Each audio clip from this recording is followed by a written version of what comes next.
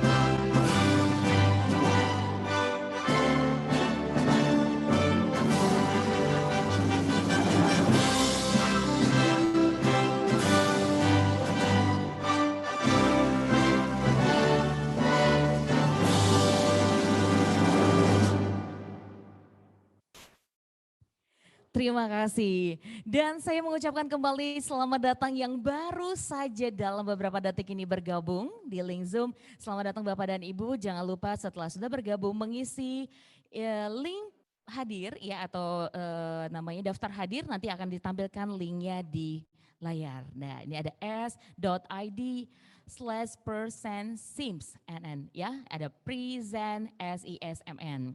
Jadi silakan diisi datanya supaya kami tahu kehadiran Anda bersama dengan kami di acara ini.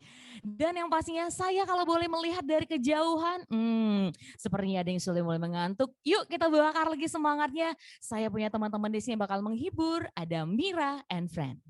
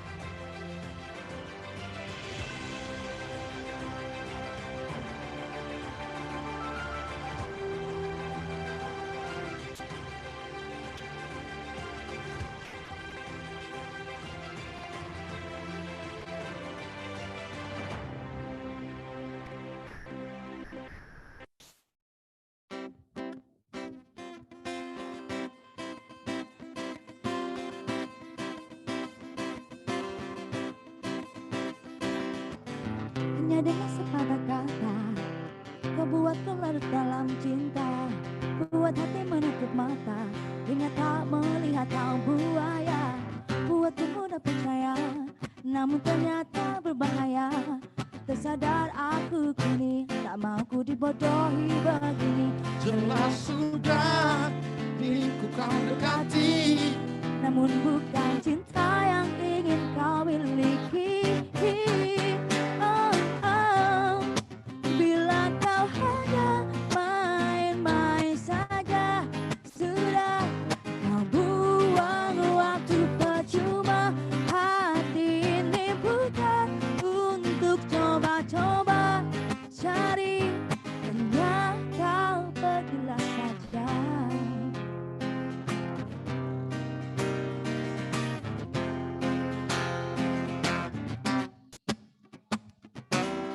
Aku tak seperti mainan cintamu yang lain, yang mau saja kau bohongi dengan kata manis dan ikat janji.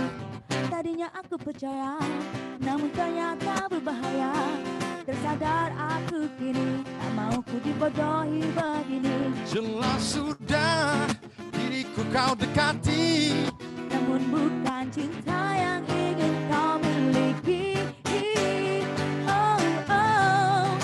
Bila kau hanya main-main saja, sudah kau buang waktu percuma. Hati ini bukan untuk coba-coba cari, hanya kau pergilah saja.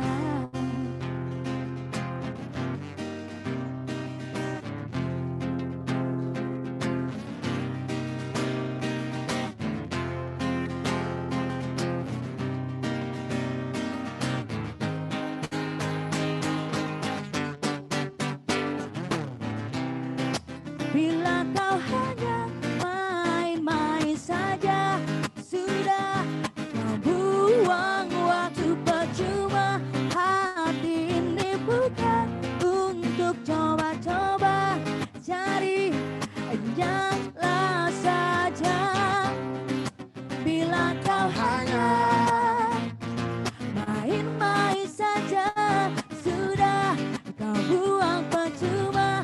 Hati ini bukan untuk coba-coba cari, jangan kau pergilah saja.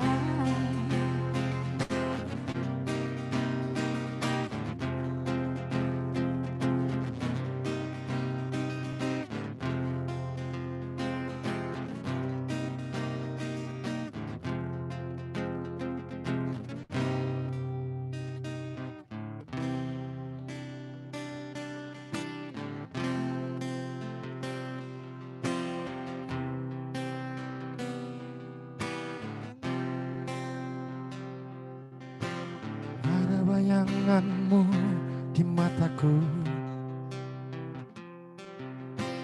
dan senyum membuatmu makin rindu.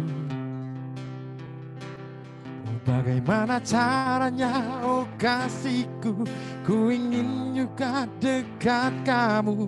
Bagaimana caranya?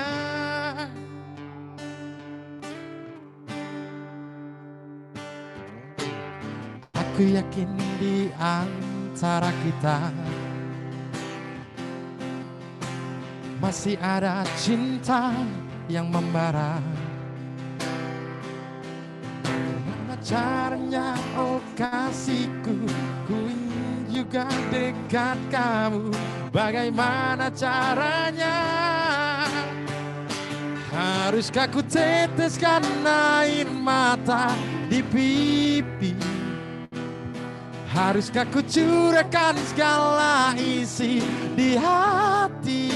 Oh, haruskah kau ku peluk dan tak ku lepas lagi, agar tiada pernah ada kata berpisah.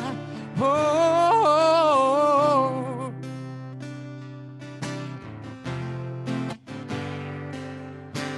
sudah lupakan cerita kelabu,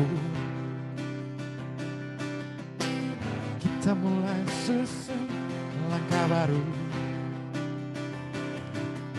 Mana caranya oh kasihku, ku ingin bahagia denganmu.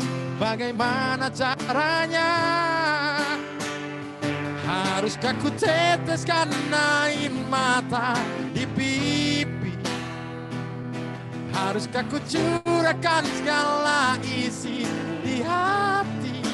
Oh haruskah kau ku peluk dan tak ku lepas lagi, agar tiada pernah ada kata berpisah.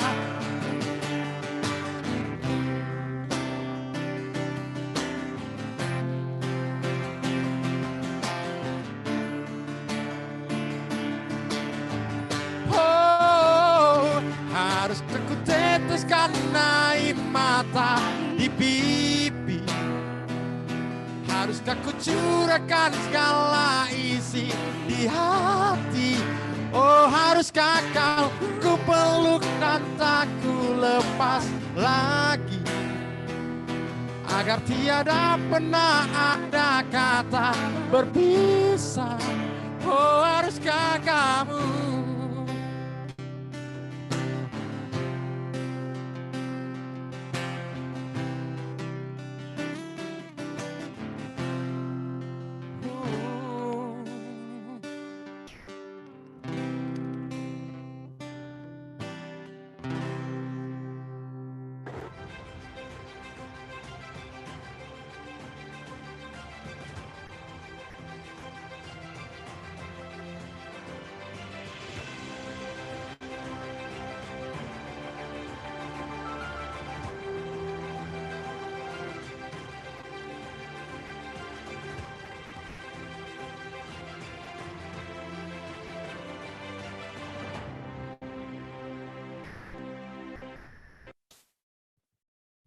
Terima kasih teman-teman Mira and Friends, suaranya bagus banget dan tentu saya juga berharap lagu tadi bisa membuat semua Bapak Ibu yang ada di rumah ikut enjoy sama lagunya ya. Baiklah, dan sebelum kita akan memulai ya seminar yang luar biasa dengan narasumber yang ini pokoknya narasumber yang paling keren ya. Tentu saja partner saya moderator hari ini juga kerennya nggak kalah dari saya, nggak bercanda. Oke, dan masih buat Bapak Ibu yang ada di rumah, pastikan juga selama acara seminar ini berlangsung untuk mengisi, jadi linknya nanti akan tiba-tiba muncul di sini ya. Nah, ini linknya silakan aja diklik ya, diketik di rs.id/presensismn ya. Jadi silakan diisi daftar hadirnya. Dan pastikan juga hari ini, nah kalau Chris kan udah bagus nih, udah cantik banget ya. Perhatikan juga Bapak dan Ibu di rumah juga memakai baju yang layak, tidak seperti kaos oblong supaya kelihatan bagus nanti pada saat kita foto bersama. Baiklah, untuk itu saya juga akan mengenalkan moderator kita. Nah seperti yang saya bilang, moderatornya the one and only moderator yang paling hits di Kota Batam. Namanya Mbak Dia Pramesti. Dia adalah seorang host, seorang presenter juga, seorang penyiar radio, dan juga dia aktif di organisasi dan juga pernah menjabat sebagai putri di Kepulauan Riau. Putri apa? Kalau nggak salah itu putri edukasi, putri kecantikan kalau nggak salah seperti itu. Wah, baiklah sebelum itu saya punya pantun ya. Bahasa Melayu enak dibuat bicara, tutur bahasa ramah dan manis. Yuk bersama kita merajut Nusantara dengan pemanfaatan TIK sebagai media edukasi dan juga bisnis. Saya persilakan untuk Mbak Dia Pramesti.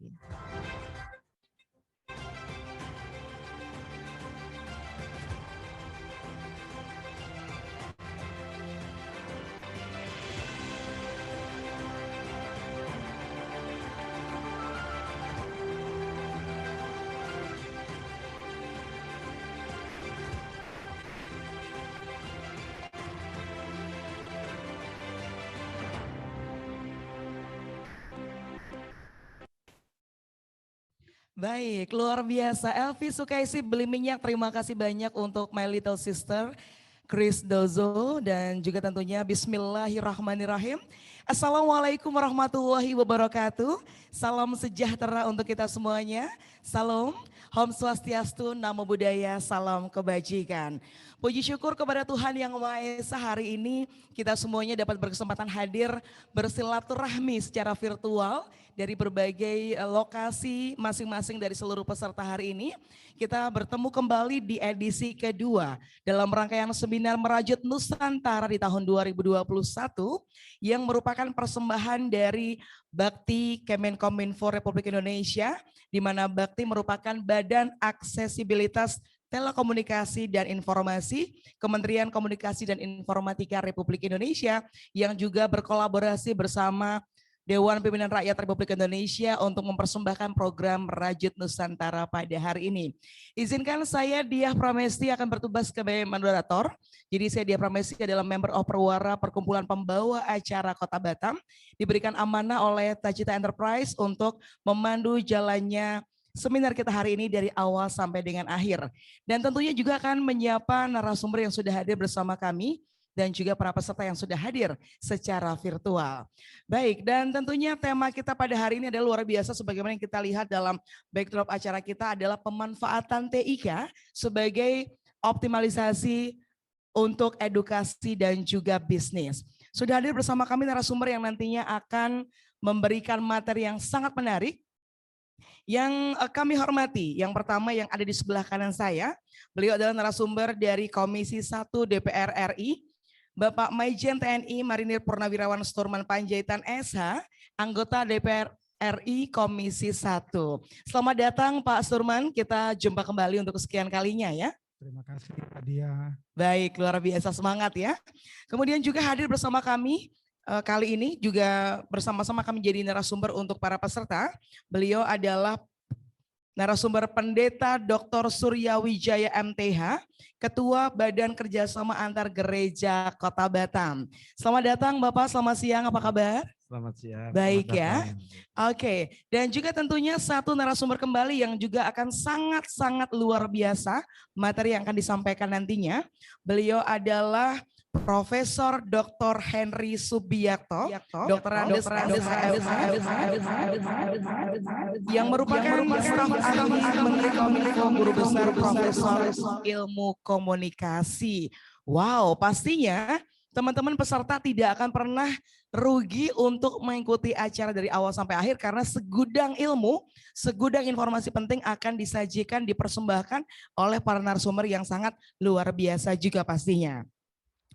Baik, sesuai dengan tema kita hari ini adalah pemanfaatan TIK sebagai media edukasi dan juga bisnis. Menyambung dari pertemuan kita yang pertama, tentunya adalah sebuah spirit bagaimana kita sebagai bangsa Indonesia akan terus berupaya dengan beradaptasi kemajuan zaman di era digital kali ini untuk juga memanfaatkan secara baik sebagai penunjang aktivitas kita sehari-hari baik dalam dunia edukasi maupun bisnis yang pada muaranya adalah untuk membangkitkan perekonomian bangsa Indonesia yang bertujuan akhir untuk meraih kesejahteraan seluruh rakyat Indonesia secara adil dan juga merata tentunya. Baik, dan tentu saja di mana bumi dipijak disitulah langit dijunjung. Jadi saya juga ingin kembali mempersembahkan sebuah pantun. Pergi berlayar mendayung sampan, sampan didayung ke ujung lautan. Terima kasih kami ucapkan untuk seluruh teman-teman yang sudah memberikan kehadiran. Kemudian juga terbang melayang si burung nuri, hinggap sekejap di ujung dahan. Mari bersama membangun negeri dengan semangat kebersamaan. Boleh kita beri tepuk tangan di virtual ya. Baik, luar biasa.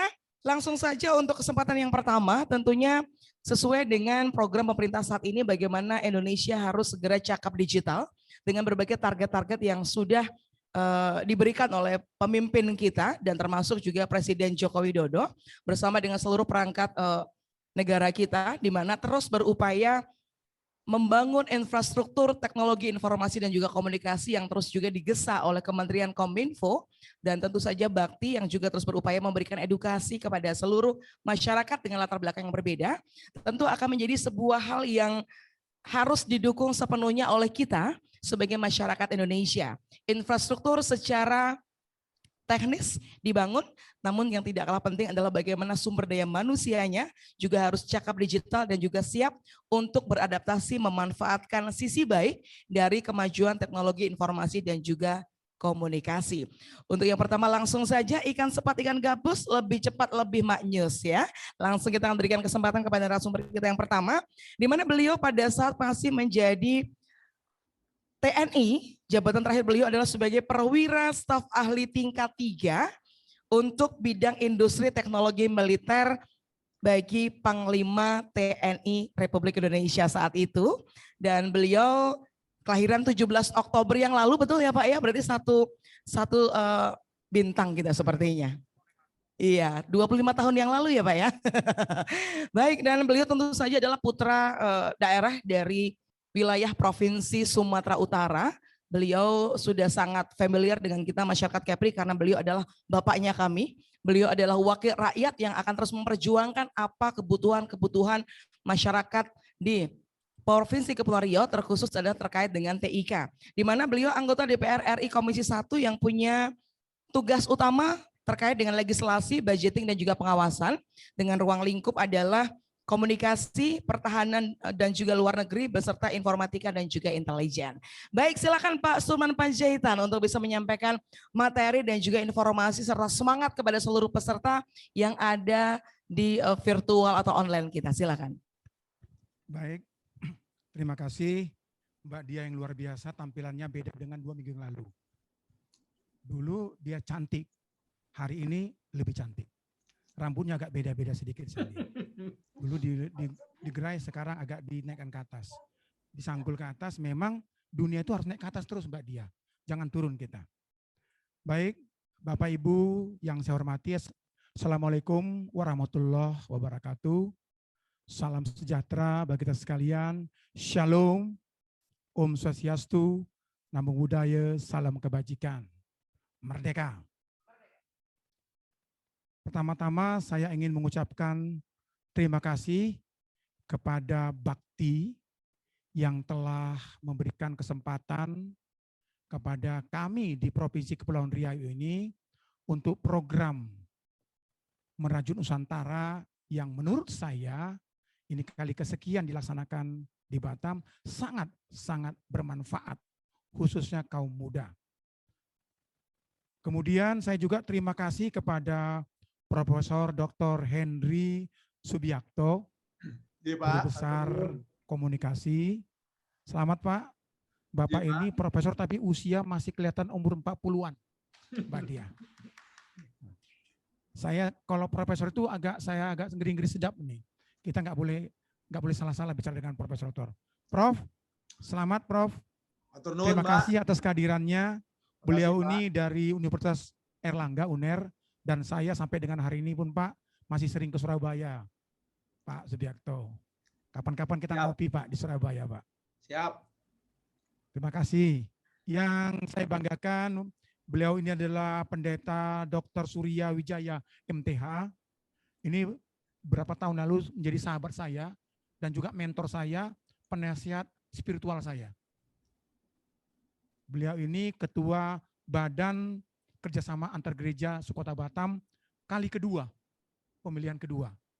Jadi saya nggak tahu apakah di BKAG ini bisa berkali-kali atau seperti presiden 2 kali pemilihan. Tapi beliau bedanya dengan presiden kalau beliau sosial, Pak. Jadi mendharma baktikan sebagian kehidupan beliau kepada kerjasama antar gereja yang ada di Kota Batam. Dan ini saya sangat salut kepada beliau dan beliau sering menasihati saya dan kami akan mengadakan program-program untuk sosial kepada masyarakat Provinsi Kepulauan Riau, khususnya Kota Batam. Kemudian hari ini kita melaksanakan acara yaitu pemanfaatan teknologi informasi komunikasi sebagai media edukasi dan bisnis. Nah, hari ini saya ingin berterima kasih kepada peserta yang hadir. Saya sangat bangga bisa hadir pada hari ini untuk menyampaikan ucapan terima kasih saya kepada semua yang hadir. Bapak, Ibu,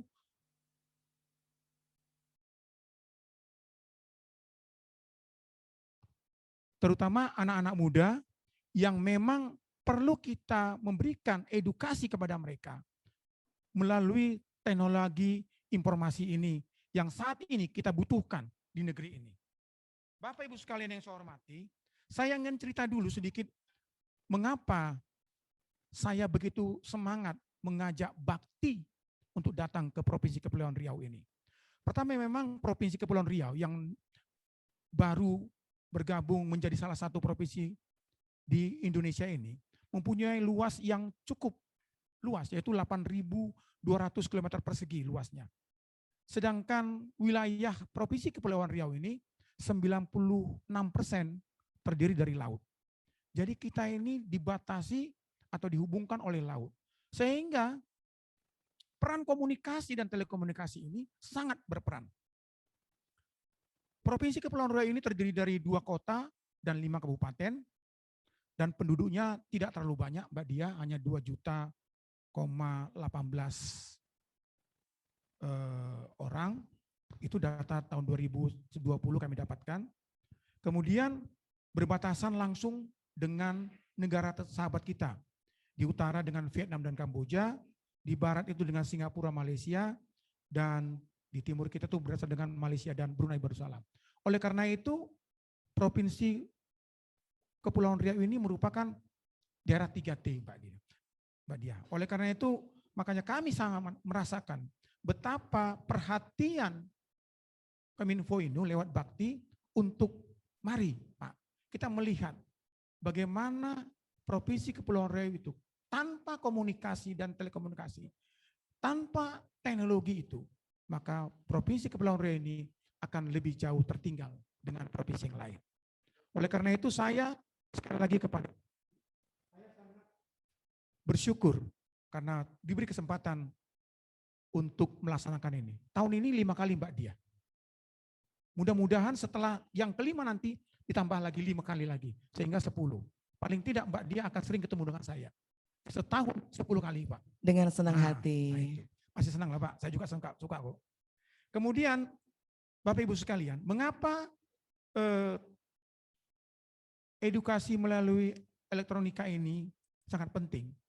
Karena saat ini kita mengalami yang disebut dengan pandemi yang luar biasa. Batam sudah sebagian besar merah, Jakarta juga sudah seluruh wilayahnya merah, sehingga cara berhubungan yang paling efektif adalah menggunakan teknologi informasi dan komunikasi ini. Tetapi saat ini walaupun kita membutuhkan dalam pendidikan, ternyata banyak hal yang perlu kita perbaiki, Mbak Dia, dalam menggunakan teknologi informasi ini. Yang pertama adalah tata sistem manajemen pendidikan agar dapat bicara secara efektif dan menggunakan telekomunikasi tersebut. Kemudian masih terdapat rendahnya partisipasi masyarakat yang mengikuti pendidikan melalui Zoom meeting atau menggunakan teknologi informasi dan komunikasi ini. Dan yang berikutnya adalah yang perlu kita waspadai, belum adanya penetapan standar kompetensi profesi sumber daya manusianya. Nah, ini perlu kita tata lagi karena memang nanti biar Prof. Subianto akan menyampaikan ini, apa yang perlu ditata. Kemudian juga pengembangan teknologi informasi komunikasi yang sangat dinamis. Dia cepat sekali berkembang. Apabila tidak disertai dengan peningkatan sumber daya manusia, maka kita tetap akan tertinggal. Yang berikutnya, saya akan mengatakan bagaimana manfaat dalam dunia pendidikan. Nah, tanpa infrastruktur yang baik, tanpa bahan belajar yang sudah disiapkan, tanpa alat bantu dan fasilitas pembelajaran yang memadai, tanpa peningkatan skill dan kompetensi siswa, sumber daya informasi penelitian, media konsultasi, tanpa itu semua, maka akan sia-sialah penggunaan itu. Oleh karena itu, saya berharap sekali kita akan mendapat pelajaran yang sangat dalam tentang bagaimana teknologi informasi dan komunikasi ini bisa diterapkan baik dalam pendidikan dan dalam bisnis. Kalau dalam bisnis pun kita juga harus mengatakan bahwa saat ini, Mbak Dia, tidak ada bisnis yang tanpa menggunakan teknologi informasi komunikasi ini. Tidak ada lagi, bahkan sekarang justru UMKM akan berusaha untuk lari ke sana. Memang UMKM ini perlu ada pembelajaran, ada pendampingan dan seterusnya. Tetapi kalau ini kita bisa lakukan, saya yakin dan percaya ke depan kita akan mendapatkan dampak yang sangat signifikan untuk UMKM. Mungkin saya informasikan di sini sedikit. Pertumbuhan aktivitas transaksi digital saat ini bertumbuh 37,35% pada tahun 2020. Kemudian juga nilai transaksinya cukup fantastis, tahun 2019 lebih dari 266 triliun dengan menggunakan sarana teknologi dan komunikasi tersebut. Dan penggunaannya cukup banyak, walaupun masih saya katakan tadi perlu ada peningkatan baik sumber daya manusia maupun penyesuaian oleh alat dan peralatannya. Kalau saya mengingat kembali, mungkin sebagian kita belum tahu bahwa Presiden kita, Bapak Insinyur Joko Widodo, sudah memberikan arahan terkait dengan langkah percepatan transportasi digital tersebut. Yang pertama beliau mengatakan, segera lakukan percepatan perluasan akses peningkatan infrastruktur digital dan layanan internet. Nah, ini diperintahkan pada menteri terkait untuk segera melakukan itu agar tidak tertinggal dengan negara-negara lain. Yang kedua, persiapan roadmap transformasi digital di sektor-sektor strategis, terutama di daerah kita ini, daerah 3T tadi. Yang ketiga, mempercepat integrasi pusat data nasional. Nah, kemarin beberapa waktu lalu kita tahu ada data yang bocor. Nah, ini perlu. Kami juga sekarang di DPR RI, di Komisi 1 khususnya, sedang membuat data perlindungan data pribadi. Sehingga tidak terjadi lagi ada data-data yang terjual atau terakses ke tempat yang bukan tempatnya.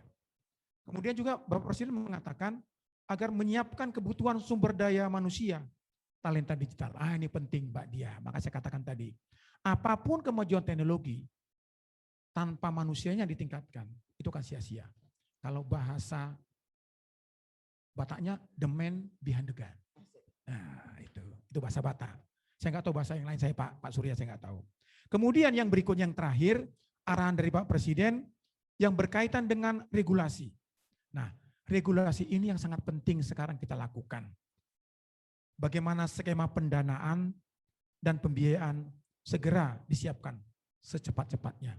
Makanya waktu tahun 2020 kami sudah menyelesaikan salah satu undang-undang yang cukup melelahkan, kita lakukan sekian bulan, hampir 8 bulan, yaitu Undang-Undang Cipta Kerja yang berpengaruh terhadap berbagai macam undang-undang, kementerian, badan, lembaga. Sehingga salah satunya kita mengatakan bahwa Batam yang kita katakan daerah khusus, di akademi khusus ini, atau free trade zone, itu harus mempunyai kemampuan lebih. Sehingga anak-anak muda yang ada di Provinsi Kepulauan Riau ini harus mempunyai kemampuan, harus segera beradaptasi dengan teknologi informasi dan komunikasi ini. Tanpa itu kita akan tertinggal. Oleh karena itu, Bapak Ibu sekalian yang hadir hari ini, silakan kita dengarkan nanti. Ada dua pembicara, Prof. Subianto dan Bapak Surya Wijaya ini. Beliau ini sangat aktif dalam bagaimana beliau juga seorang dokter, tapi juga beliau pebisnis. Bagaimana bisnis itu bukan hanya bisnis di luar, tapi bagaimana beliau menyampaikan nanti. Coba kita simak nanti. Sehingga perpaduan antara Prof. Subianto dengan beliau sebagai pembicara akan kita lihat. Bapak Ibu sekalian, ini awal dari saya. Nanti kita bisa diskusikan Mbak Dia, mungkin ada pertanyaan-pertanyaan. Hadir pada hari ini, mari kita diskusikan agar ke depan Provinsi Kepulauan Riau ini jauh lebih baik, lebih meningkat, dan bisa memanfaatkan teknologi informasi dan komunikasi. Sekian dari saya, terima kasih. Wassalamualaikum warahmatullahi wabarakatuh. Salam sejahtera bagi kita sekalian. Om Santi, Santi, Santi Om, Shalom, Elohim, Merdeka. Baik, luar biasa. Terima kasih Bapak Suman Panjaitan, luar biasa tadi sudah menyampaikan bagaimana progres perkembangan dan juga yang seharusnya dilakukan oleh kita bangsa Indonesia, termasuk tadi di wilayah Kepulauan Riau sendiri ada obstacle-obstacle yang harus segera dicari solusinya begitu ya. Di mana Kepulauan Riau ini merupakan wilayah yang termasuk dalam kategori 3T, tertinggal, terluar, terdepan begitu, sehingga harus mempunyai trigger, harus mempunyai yang namanya terobosan tersendiri dan perlakuan yang berbeda untuk bisa lebih survive dan juga bisa berdaya lebih daripada daerah-daerah yang lain karena kita juga punya karakteristik yang terkhusus tadi. Dan sesuai dengan arahan Presiden yang tadi sudah disampaikan terkait dengan perluasan akses, kemudian roadmap, integrasi data center, lalu juga SDM yang harus siap untuk menghadapi perubahan ini termasuk juga bagaimana regulasi skema pembiayaan yang ujung-ujungnya duit juga begitu Pak Surman ya. Kalau nggak ada happeningnya nggak bisa juga do something yang lebih banyak lagi. Artinya bahwa segala sesuatunya perlu dipersiapkan dengan secara baik, secara berkesinambungan dan juga paralel begitu Pak ya. Jadi infrastrukturnya harus segera dibangun, kemudian manusianya juga disiapkan dan termasuk nanti kaitannya dengan edukasi tadi yang sudah dilakukan juga adalah bagaimana sarananya disiapkan, kemudian juga sistemnya, lalu juga tenaga pengajar dan seterusnya, yang tujuannya adalah untuk bagaimana anak bangsa ini lebih berkualitas dari segi pendidikan dengan pemanfaatan teknologi yang terus berkembang. Kalau terkait dengan bisnis tentunya tadi UMKM juga disampaikan bahwa saat ini bahkan bukan hanya UMKM termasuk financial teknologi atau fintech juga semakin berkembang dengan adanya TIK ini ya Pak ya, sehingga transaksi ekonomi juga sangat luar biasa dengan adanya perkembangan TIK. Baik, tadi Pak Sturman juga sudah sampaikan bahwa narasumber dua lainnya akan menjadi sangat spektakuler karena hari ini saya dan juga teman-teman yang hadir di virtual akan menjadi orang yang sangat beruntung bisa langsung mendengarkan materi yang akan narasumber kita sampaikan. Karena kalau saya melihat dari CV yang saya dapatkan, ini sampai besok pagi nggak selesai Pak bacanya gitu ya. Karena memang luar biasa banyak sekali pengalaman yang narasumber kedua kita ini juga sudah alami dan juga sudah berikan dedikasinya. Salah satunya beliau ini adalah mengenyam banyak pendidikan dan terakhir ini beliau juga adalah seorang alumnus penerima British Chevening Award dari pemerintah Inggris di studi Public Administration International atau PAI dengan Transition to the Democracy London tahun 2000. Ini salah satu achievement di dunia pendidikan beliau. Kemudian juga beliau adalah International Fellow Development of Curriculum in Journalism di Amerika. Wah, luar biasa ini ya. Di US Department of State tahun 2003. And then beliau juga adalah Short Course of Advanced Research for Communication di Cowan University, Perth, Australia. Jadi sudah jalan-jalan ke berbagai negara ini untuk meraih ilmu beliau. Kemudian juga IBT, Telecommunication Policy Program in Information and Communication University, ICU, Daejeon, Republik Korea. Jangan-jangan sudah ketemu BTS ini ya Pak ya. Oke, kemudian juga pengalaman kerja, beliau juga sangat banyak sekali. Ini kalau kita baca berlembar-lembar ya. Tapi yang jelas beliau adalah staf ahli Menteri Kominfo Republik Indonesia di bidang hukum sejak 7 Oktober 2016 sampai dengan sekarang. Jadi luar biasa sekali kita beruntung bisa mendapatkan kesempatan untuk segera mendengarkan materi beliau. Jadi langsung saja lah ya Pak ya, kita nggak tahan lagi untuk mendengarkan ya. Beliau sekali lagi ternyata orang Jawa, kelahiran Yogyakarta tahun 62 yang lalu beragama Islam. Dan beliau juga merupakan guru besar atau profesor ilmu komunikasi. Dan nomor handphonenya saya nggak boleh bagi ya. Oke, baik langsung saja. Kalau Anda pengen nanti kepoin beliau di sosial media bisa juga diakses di Instagram @henry_subiakto, kemudian Twitter juga bisa diakses @henry_subiakto, YouTube channelnya juga ada di Henry Subiakto. Jadi habis ini kita sama-sama follow dan juga kepoin supaya ilmunya juga bisa terus kita dapatkan ya. Untuk itu langsung saja dengan segala hormat kami mengundang dan memberikan kesempatan kepada narasumber kita yang kedua. Kita sambut dengan tepukan virtual Profesor Dr. Henry Subiakto, Dr. Andes SH MH. Silakan, time is yours, Bapak. Silakan. Terima kasih. Pertama-tama yang saya hormati Pak Surman Panjaitan. Beliau ini di Komisi 1 sangat aktif ya. Kalau membahas rancangan Undang-Undang Perlindungan Data Pribadi, beliau sangat aktif sekali. Termasuk beliau juga pembuat Undang-Undang Cipta Kerja. Pak Sturman ini juga selain orang Batak, tapi bahasa Jawanya luar biasa. Saya pikir dulu beliau orang Jawa, karena kalau bicara pakai bahasa Jawa luar biasa. Terima kasih. Assalamualaikum warahmatullahi wabarakatuh. Salam sejahtera bagi kita semua. Salam, Om Swastiastu, Namo Buddhaya. Bapak Pendeta yang saya hormati juga serta moderator Pak Pendeta Surya Wijaya ya. Jadi pada sore ini kita akan membahas tentang bagaimana menggunakan TIK atau katakanlah istilahnya adalah teknologi informasi dan komunikasi untuk kepentingan bisnis dan edukasi. Edukasi dan bisnis ini memang sesuatu yang sekarang tidak bisa lepas dengan teknologi. Boleh dikatakan sebagian besar masyarakat kita atau teman adik-adik kita yang sekolah, baik di sekolah-sekolah menengah atas, SMP, SD, maupun juga universitas, sebagian besar masih menggunakan program online, menggunakan pembelajaran jarak jauh. Itu berarti apa? Memanfaatkan TIK. Memanfaatkan TIK dalam konteks pendidikan, dalam konteks bisnis, ada memang itu karena tuntutan perkembangan teknologi. Tapi juga kebetulan karena kita sedang COVID, sedang pandemi, mau tidak mau ya kalau mau aman kita memanfaatkan TIK. Jadi TIK itu termasuk teknologi yang menyelamatkan kita dari kemungkinan-kemungkinan mendapatkan resiko gara-gara pandemi. Dan memang sebenarnya secara teknologi, kita ini sekarang menjadi makhluk yang sulit untuk dipisahkan dengan teknologi komunikasi atau TIK tadi, dengan teknologi digital. Bangun tidur pun yang pertama dipegang, disentuh itu ya teknologi informasi, HP, bukan istri atau suami kan begitu kan. Itu mau tidur pun mungkin juga masih buka HP, buka internet gitu ya. Karena memang itu bagian dari kehidupan kita. Nah, oleh karenanya ada istilah sociomateriality, manusia dan teknologi sudah nggak bisa dipisahkan.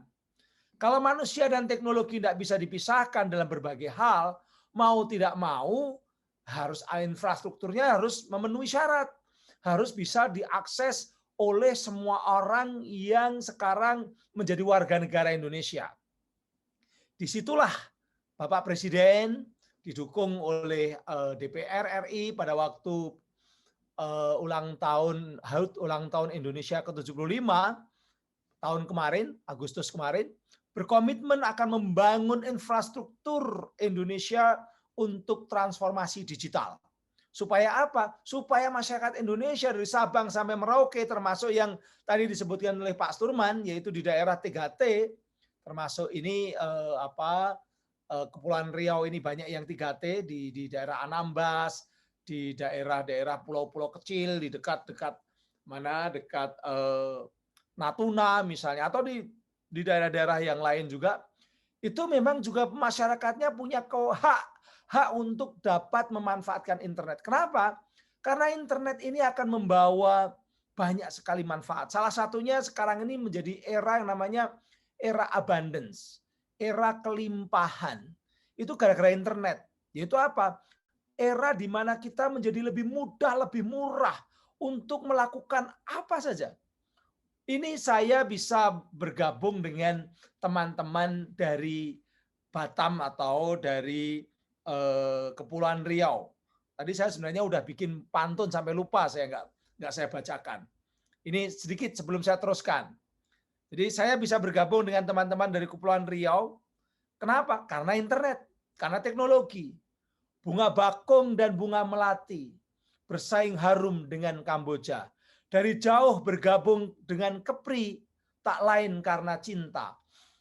Karena cinta, tetapi kalau nggak ada teknologi nggak bisa. Ini pakai Zoom, pakai WiFi, pakai infrastruktur teknologi, menyebabkan lalu kita bisa berkomunikasi dengan mudah, bisa download materi ini juga nanti juga bisa diambil, bisa kirim-kiriman pesan dengan murah, bisa cari buku dengan mudah. Itu yang disebut abundance. Era kelimpahan. Era di mana terjadi free economy. Dulu kalau waktu tahun 70-an Pak Turman masih, atau 80-an Pak Turman masih akabri misalnya, untuk berkomunikasi dengan keluarganya yang ada di Sumatera Utara, saya yakin sulit sekali dan mahal. Mau pakai surat mahal juga, karena perangkonya masih mahal. mau telepon apalagi. Tapi sekarang mau WA call langsung seperti ketemu muka gratis. Hanya karena apa? Karena ada infrastruktur, karena ada WiFi, gitu ya. Ini yang disebut sebagai era abundance, era kelimpahan. Nah, cuma tinggal di era kelimpahan ini kita memanfaatkannya untuk produktif atau untuk hal-hal yang negatif. Kalau untuk produktif bisa untuk pendidikan, meningkatkan kualitas diri. Tapi kalau untuk hal-hal negatif nanti bukain konten-konten yang bermasalah. Malah bisa kena masalah hukum, bisa malah kena masalah-masalah persoalan-persoalan sosial dan lain-lain.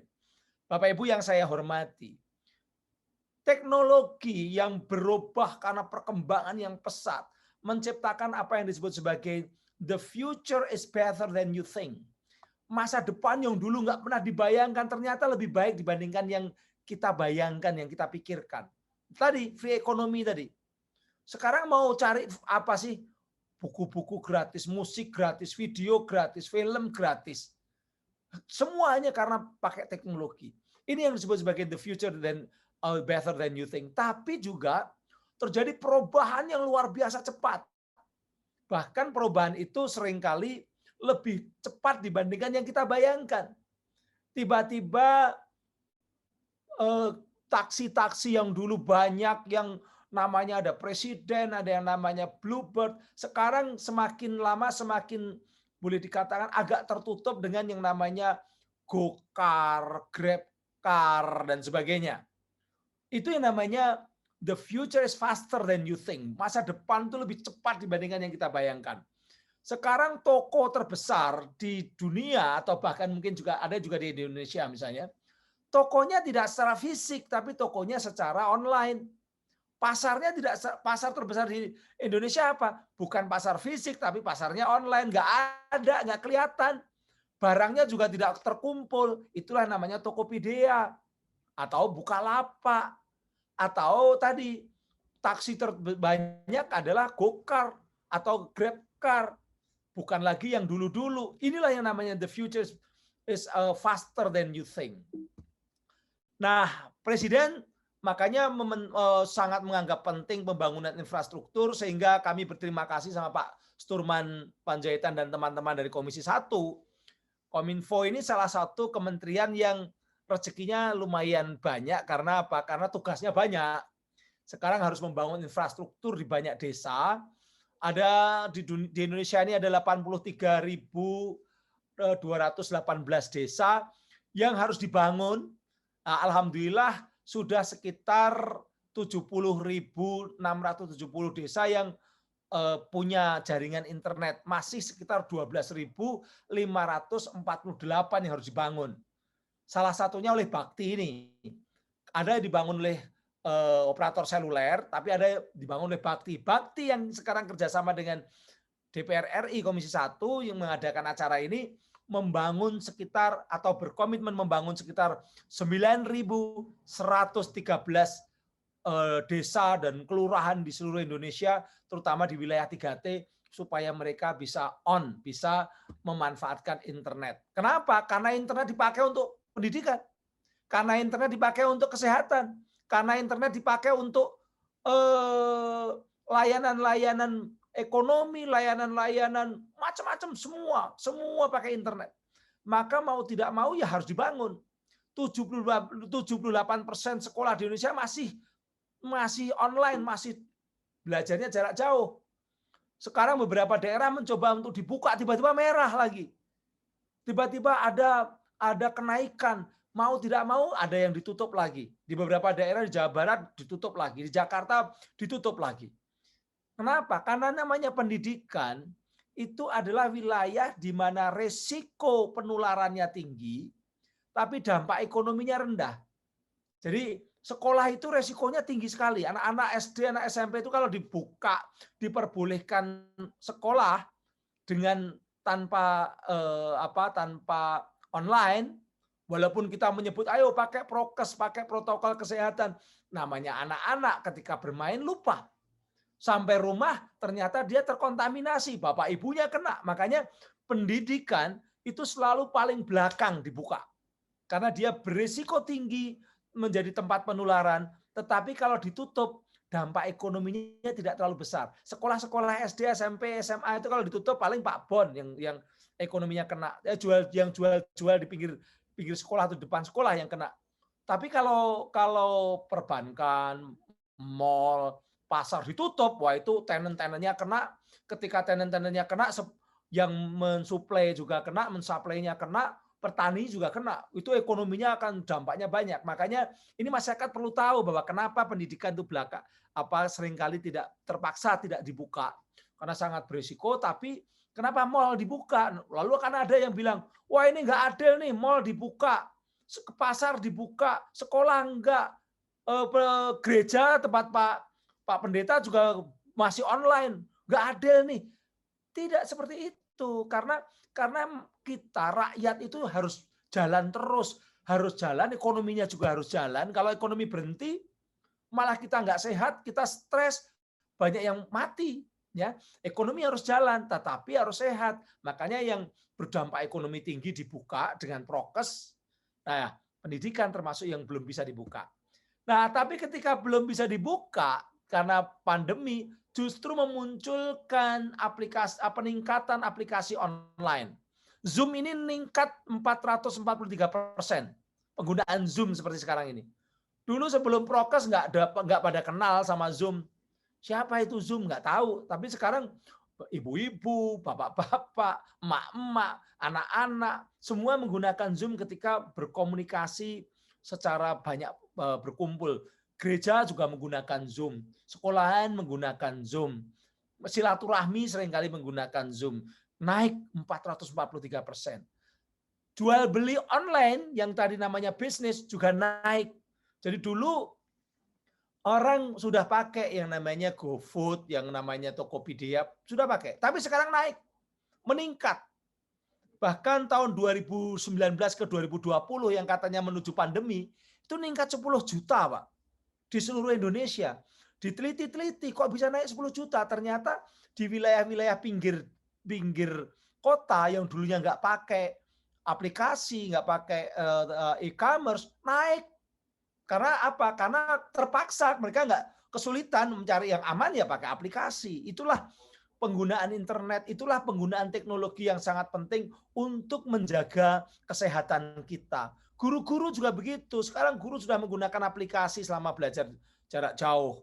Ada yang pakai media sosial untuk komunikasinya, ada yang pakai Google Classroom, ada yang pakai Zoom, dan lain-lain. 70% guru-guru sudah mulai menggunakan teknologi digital. Nah, karena seperti itu pemerintah tidak membiarkan.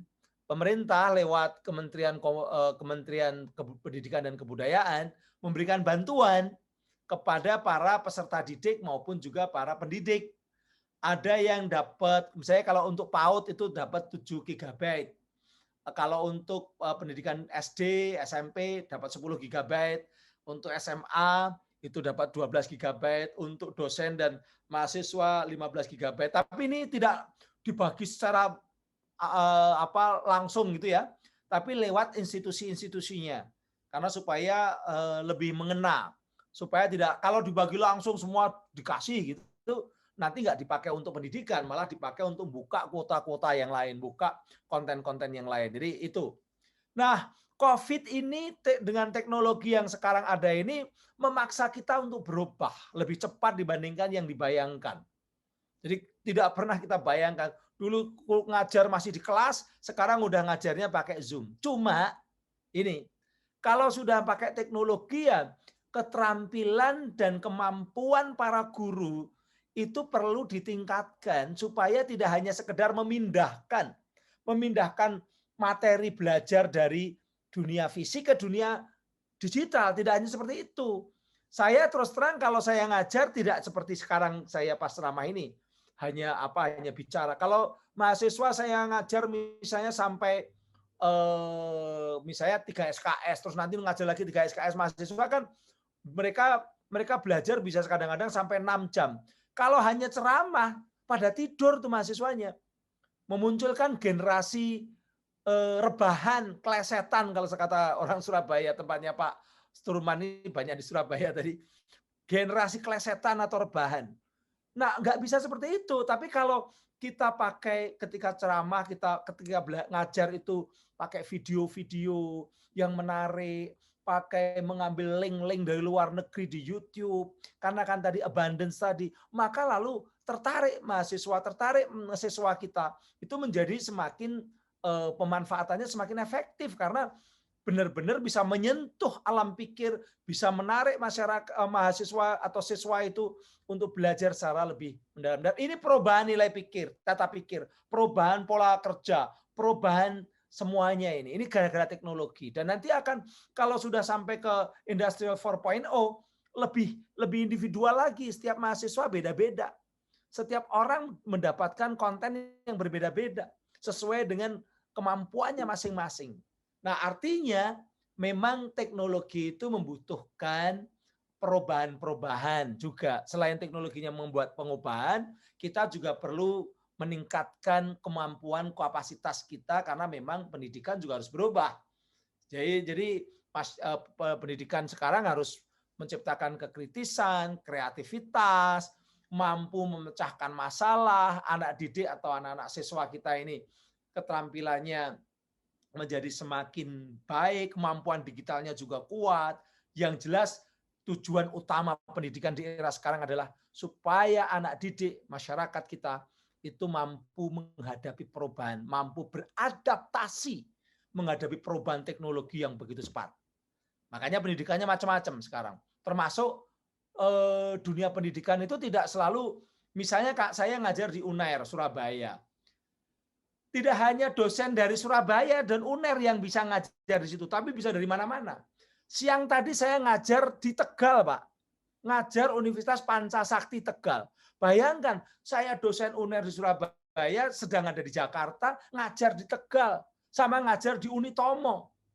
Ini kalau dulu sulit sekali. Dalam waktu yang hampir bersamaan, saya ngajar di Tegal, sama ngajar di Unitomo Surabaya.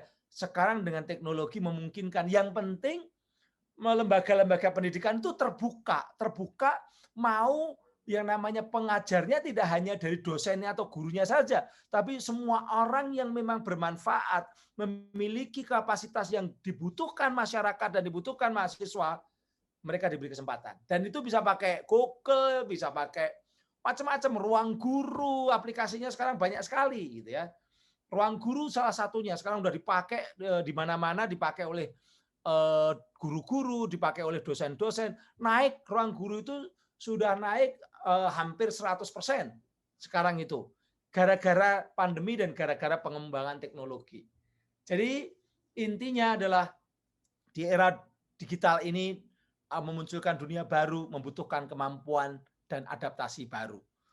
Guru, dosen, bukan sekedar teacher, bukan sekedar pengajar, tapi sekarang juga bahkan menjadi instructional designer. Dia menjadi pendesain untuk pendidikan, menginstruksikan apa saja yang harus tapi desainnya dia yang buat. Ada video-video tadi yang katakan. Bukan sekedar memindahkan yang biasanya ada di dunia fisik ke dunia online, tapi betul-betul hal baru di dunia online dan harus terbuka. Sekarang karena tuntutan kesehatan, wisuda pun sekarang bisa online, ya kan? Menyerahkan ijazah juga tidak lagi harus kumpul-kumpul para wali kelas atau orang tua guru, orang tua anak-anak pendidik dikumpulkan. Tidak bisa seperti itu. Sekarang drive-thru atau dikirim ke masing-masing. Kalau nggak bisa ngirim, drive-thru. Jadi mobil datang langsung ke pintu sebuah loket gitu, tinggal kemudian anaknya dipanggil satu-satu, anaknya diberikan. Nah ini drive-thru, itu bisa. Itu yang terjadi. Nah sekarang kita masuk ke bisnis. Kalau pendidikan sudah ada perubahan, bagaimana dengan bisnis? Bisnis sama saja. Bisnis sekarang berubah lebih banyak online dibandingkan dengan yang fisik. Maaf, sekarang bisnis banyak sekali perpindahan dari yang dulunya itu di fisik sekarang ke online. Online sekarang berkembang pesat. Dan kenapa online itu dipilih? Anak-anak muda sekarang ini lebih suka sekarang kalau belanja online. Dompetnya tipis-tipis Pak sekarang Pak. Nggak pakai duit kertas, tapi dia pakai misalnya GoPay, pakai OVO, pakai Dana, pakai Shopee Pay, itu yang mereka lakukan. Dengan online itu harga lebih murah, dapat dilakukan di mana saja belinya, kemudian praktis karena langsung dikirim, bisa dapat diskon dan promo, milih-milih barang tidak dimarahi sama penjaga toko. Kalau ke toko, ke pasar milih-milih barang kadang-kadang disentil sama penjaga toko atau penjaga warungnya gitu kan. Tapi kalau di online tidak. Nah, itulah mengapa lalu online menjadi berkembang pesat. Gubernur Bank Indonesia Pak Peri Warjio mengatakan perkembangan ekonomi Indonesia setelah pandemi tahun 2020 agak terpuruk, insya Allah 2021 ini naik. Dan itu setelah ada vaksinasi, walaupun sekarang agak sedikit bermasalah ya, tapi insya Allah karena kita sudah lebih tahan banting dan lebih siap, akan naik. Proyeksinya tahun 2021 itu ekonomi kita akan tumbuh 4,8%. Kalau 2022 proyeksinya menjadi 6%. Mudah-mudahan begitu. Kalau sudah begitu, tolong kita jangan hanya jadi penonton di dunia online, di dunia e-commerce. Karena bisnis online pun meningkat. Ini yang disebut oleh teman-teman dari Facebook Bain & Company mengatakan bahwa bisnis online Indonesia tahun 2025 akan tumbuh 3,7 kali lipat atau mendekati 4 kali lipat dibandingkan tahun 2021. Jadi akan naik. Ini adalah kesempatan, opportunity. Termasuk dari negara-negara lain dengan Thailand, dengan Vietnam, kita jauh, kita melesat kenaikannya. Nah, disitulah makanya kita berterima kasih, masyarakat berterima kasih dengan munculnya Undang-Undang Omnibus Law atau Undang-Undang Cipta Kerja. Kenapa? Karena lalu lebih mudah mendirikan UMKM, lebih mudah cari dana untuk kredit juga lebih mudah, izin-izinnya lebih mudah. Itulah Undang-Undang Cipta Kerja yang termasuk salah satunya pembuatnya adalah Pak Sturman Panjaitan. Kalau UMKM kita punya UMKM dan kemudian UMKM itu kita pakai online untuk bisnisnya, memanfaatkan teknologi digital untuk bisnisnya, pasarnya menjadi luas.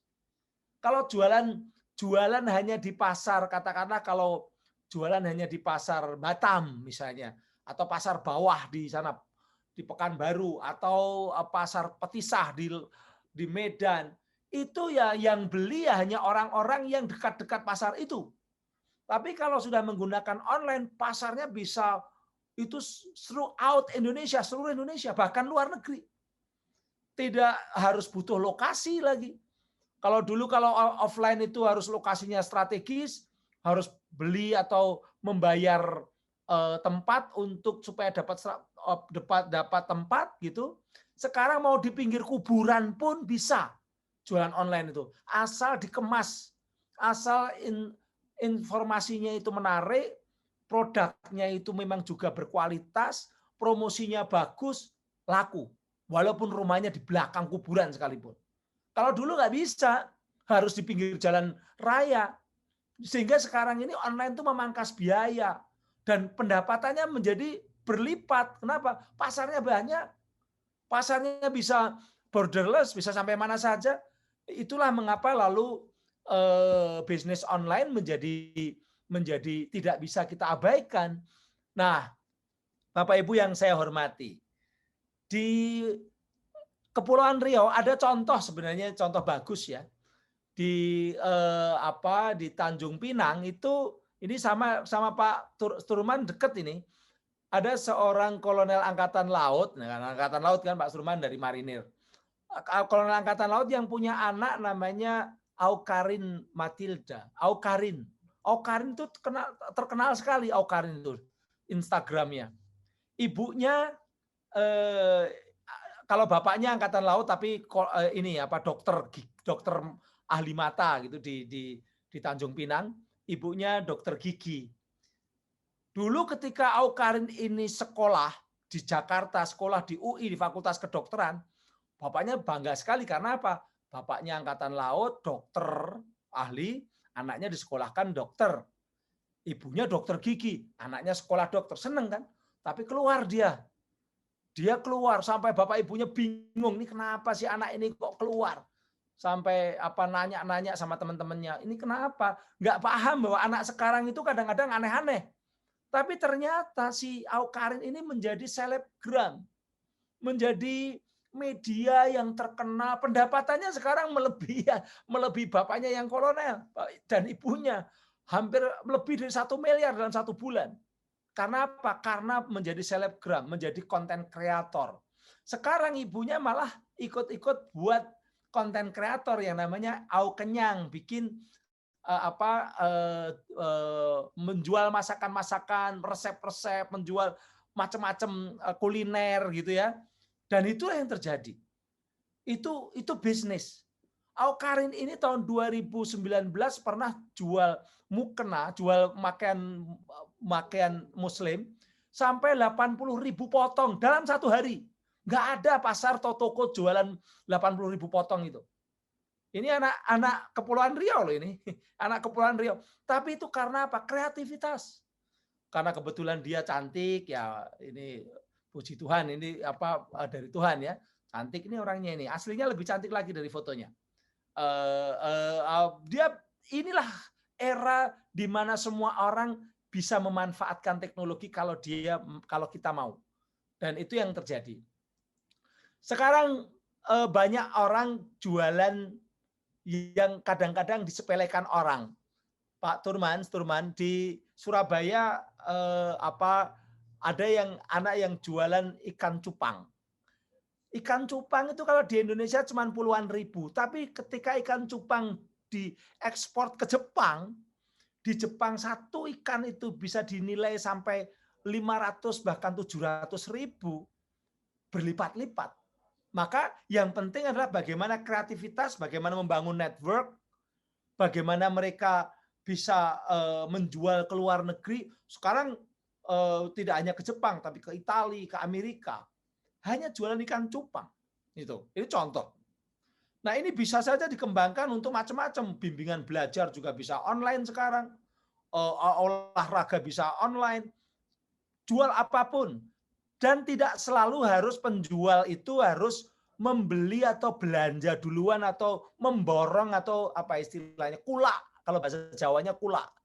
Jadi tidak harus membeli dulu dengan modal besar dulu, cukup dengan namanya dropship atau reseller. Jadi anak-anak muda di Jogja, di Surabaya itu sekarang menjadi reseller. Saya yakin di Batam juga bisa, di Batam, di Kepulauan Riau yang lain itu bisa. Jadi dia datang ke pasar, melihat produk-produk yang menarik, yang kira-kira laku, lalu dia online-kan. Dia promosikan secara online, dia tahu di mana yang membuat produknya itu, di mana kalau membeli. Nanti ketika di online itu laku, dia tinggal menghubungkan dan dia mempromosikan, dia menjadi bagian dari produsen, membantu produsen. Itu yang namanya reseller. Itu yang sekarang banyak terjadi.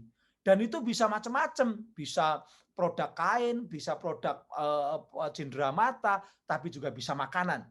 Sekarang makanan-makanan juga kalau dia tahan lama, artinya bisa dikirim dalam 2 hari, 1 hari itu tidak busuk, itu mulai laku. Misalnya kalau di Palembang itu yang namanya empek-empek Palembang itu sekarang menyebar. Yang makan tidak hanya orang Palembang, tapi tidak hanya orang Sumatera, sampai Surabaya, sampai Papua dikirim. Otak-otak Bangka, kemudian bakpia Jogja dikirim dia karena dikirim dalam waktu 1 hari 2 hari nyampe ya di sana bisa dipanasin lagi ya udah dimakan. Dan sekarang mengembang itu gara-gara jual beli seperti ini berkembang pula bisnis logistik, yaitu bisnis penghantaran barang. Salah satu startup yang sekarang masuk menjadi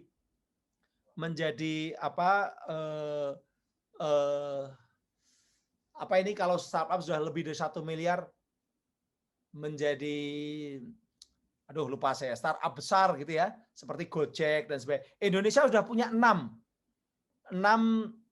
kekuatan startup besar. Yang tertinggi Gojek. Kemudian yang kedua Tokopedia, sekarang jadi satu kan. Kemudian yang ketiga adalah Traveloka. Yang keempat Bukalapak, ya, Bukalapak. Kemudian OVO. Ini yang keenam adalah GNT. GNT ini pengantar barang.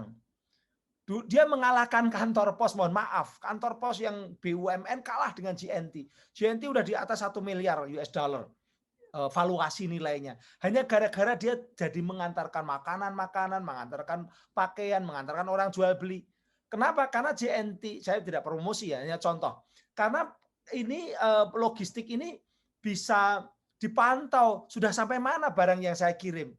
Kalau saya beli sesuatu dari Batam, beli pakaian atau beli jam tangan yang bagus atau minyak wangi dari Batam yang asli, kemudian dikirim ke Surabaya atau ke Jakarta, saya tahu ini minyak wanginya sedang ada di mana, sampai di mana. Itulah perkembangan teknologi. Yang itu yang berkembang. Nah, itulah yang sekarang perlu kita kembangkan dan jangan hanya jadi penonton. Karena tapi juga teknologi ini bukan hanya untuk promosi, tapi untuk mengembangkan produknya menjadi lebih baik. Mengembangkan juga pembayaran. Tadi pembayarannya sekarang lebih mudah pakai online. Jadi teknologi itu menyentuh semua aspek gitu. Dan itu yang terjadi. Termasuk promosi, termasuk sukses-sukses ini semuanya terkait dengan teknologi. Nah, Bapak Ibu yang saya hormati, ada satu terakhir, ini adalah kunci sukses bisnis online. Apa kunci suksesnya? Satu, harus punya koneksi internet yang baik.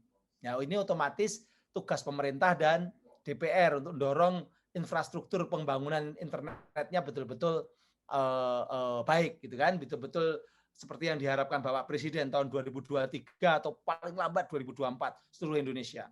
Kedua, memiliki website dan akun untuk promosi, untuk komunikasi dengan para pelanggan atau dengan customer. Kemudian ada analitik websitenya untuk bagaimana supaya ketika jualan, ketika berkomunikasi itu websitenya itu ketika diklik, dicari di Google langsung nomor di atas sendiri, langsung mudah ketangkep. Nah, kemudian memiliki dana yang cukup. Dana itu ya tadi kita kredit, kita cari dana dari bank. Itu memang harus punya. Bagaimanapun ya jual beli itu perlu modal, walaupun tidak banyak. Kemudian ada kontinuitas dan keteraturan. Bisnis itu harus kontinu. Kalau udah mulai jualan, jangan sekarang jualan, besok tidak, besok lagi jualan, besok tidak. Pembeli itu membutuhkan sustainabilitas, kontinuitas. Karena kalau tidak kontinu, maka nanti ketika satu kali dicari nggak ada, dianggap tidak ada. Nah, ini kontinuitas. Terus kemudian harus melindungi privasi pelanggannya, mengikuti keinginan pelanggan. Riset kompetitornya seperti apa? Jangan kita berhadapan-hadapan atau berbenturan dengan kompetitor yang kuat. Cari celah, cari blue ocean strategy, cari tempat yang masih longgar, belum banyak kompetitornya. Dan yang paling terakhir, sekaligus paling penting adalah jangan menyerah. Demikian Pak Sturman Panjaitan yang saya hormati, juga moderator dan juga Pak Pendeta. Terima kasih, salam sejahtera bagi kita semua. Assalamualaikum warahmatullahi wabarakatuh.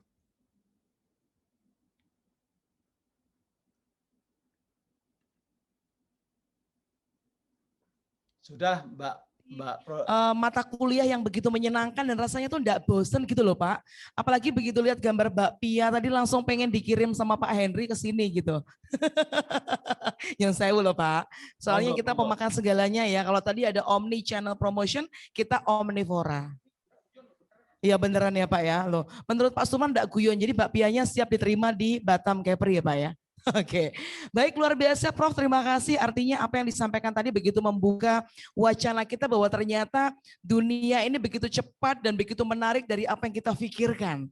dengan perkembangan teknologi yang ada, sehingga tinggal bagaimana kita manusianya untuk bisa memanfaatkan secara baik untuk hal-hal yang positif, atau justru kita menjadi manusia yang tanpa sadar atau dengan sadar melakukan hal-hal yang tidak baik dengan memanfaatkan teknologi itu sendiri. Oke, baik. Yang pastinya nanti untuk yang ingin bertanya langsung saja bisa dikirimkan di room chat masing-masing. Jadi room chat pertanyaannya ditujukan kepada Profesor Henry, kepada Pak Sturman, atau kepada Pak Pendeta kita nanti. Jadi silakan satu penanya kepada satu narasumber saja, pertanyaannya satu saja ya, jangan satu banyak pertanyaan nanti nggak kejawab jadinya. Berganti kesempatan dengan yang lain. Jadi sekali lagi untuk peserta kegiatan yang hadir di virtual, pertanyaan sudah bisa mulai dikirimkan ke room chat dan langsung ditujukan kepada siapa pertanyaannya dan pertanyaannya apa. Baik, yang pastinya Profesor Henry luar biasa, terima kasih.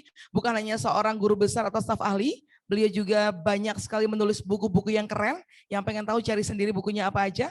Dan juga beliau menjadi speaker di berbagai kegiatan, baik itu lokakarya, konferensi, seminar, kelas internasional. Dan juga sering nonton beliau di TV, ada di beberapa TV dan juga di radio ya Pak ya. Oke, kita langsung saja mempersingkat waktu kepada narasumber kita yang ketiga. Yang jelas pertanyaannya jangan sampai nggak ditanyakan daripada nggak bisa tidur. Pertanyaannya adalah dikirimkan ke room chat. Berikutnya adalah Ketua Badan Kerjasama Antar Gereja Kota Batam yang akan menjadi narasumber kita. Dan tentunya terkait juga dengan edukasi keagamaan yang dalam hal ini memanfaatkan teknologi ya tentunya. Dan seperti apa kalau di periode sebelumnya bagaimana sumber daya teknologi ini digunakan untuk syiar agama untuk memberikan materi kepada jemaatnya. Nah kali ini seperti apa kita akan langsung bertanya kepada pendeta yang sekaligus dokter ya Pak ya, ini dokter umum. Dokter umum, oke saya kira dokter Cinta. Kalau dokter Cinta kita mau jadi pasien ya. Pendeta Dr. Surya Wijaya MTH, luar biasa. Nama Wijaya selalu identik dengan sebuah sosok manusia atau profil yang sukses. Seperti sahabat saya yang di belakang layar juga ada yang namanya Pakai Wijaya ya. Nanti anak saya pakai Wijaya juga kalau gitu. Boleh ya Pak ya? Baik silakan Dr. Surya Wijaya, pendeta kita luar biasa, silakan. Baik, Assalamualaikum warahmatullahi wabarakatuh. Shalom, salam sejahtera bagi kita semua. Om Swastiastu, Namo Buddhaya, dan salam kebajikan. Baik Ibu Moderator dan juga yang saya hormati Pak Sturman dan Prof. Henry. Sungguh luar biasa ya hari ini. Selama ini lihat Prof. Henry hanya di televisi tadi ya, di YouTube. Tapi sekarang bisa menjadi rekan narasumber. Waduh luar biasa.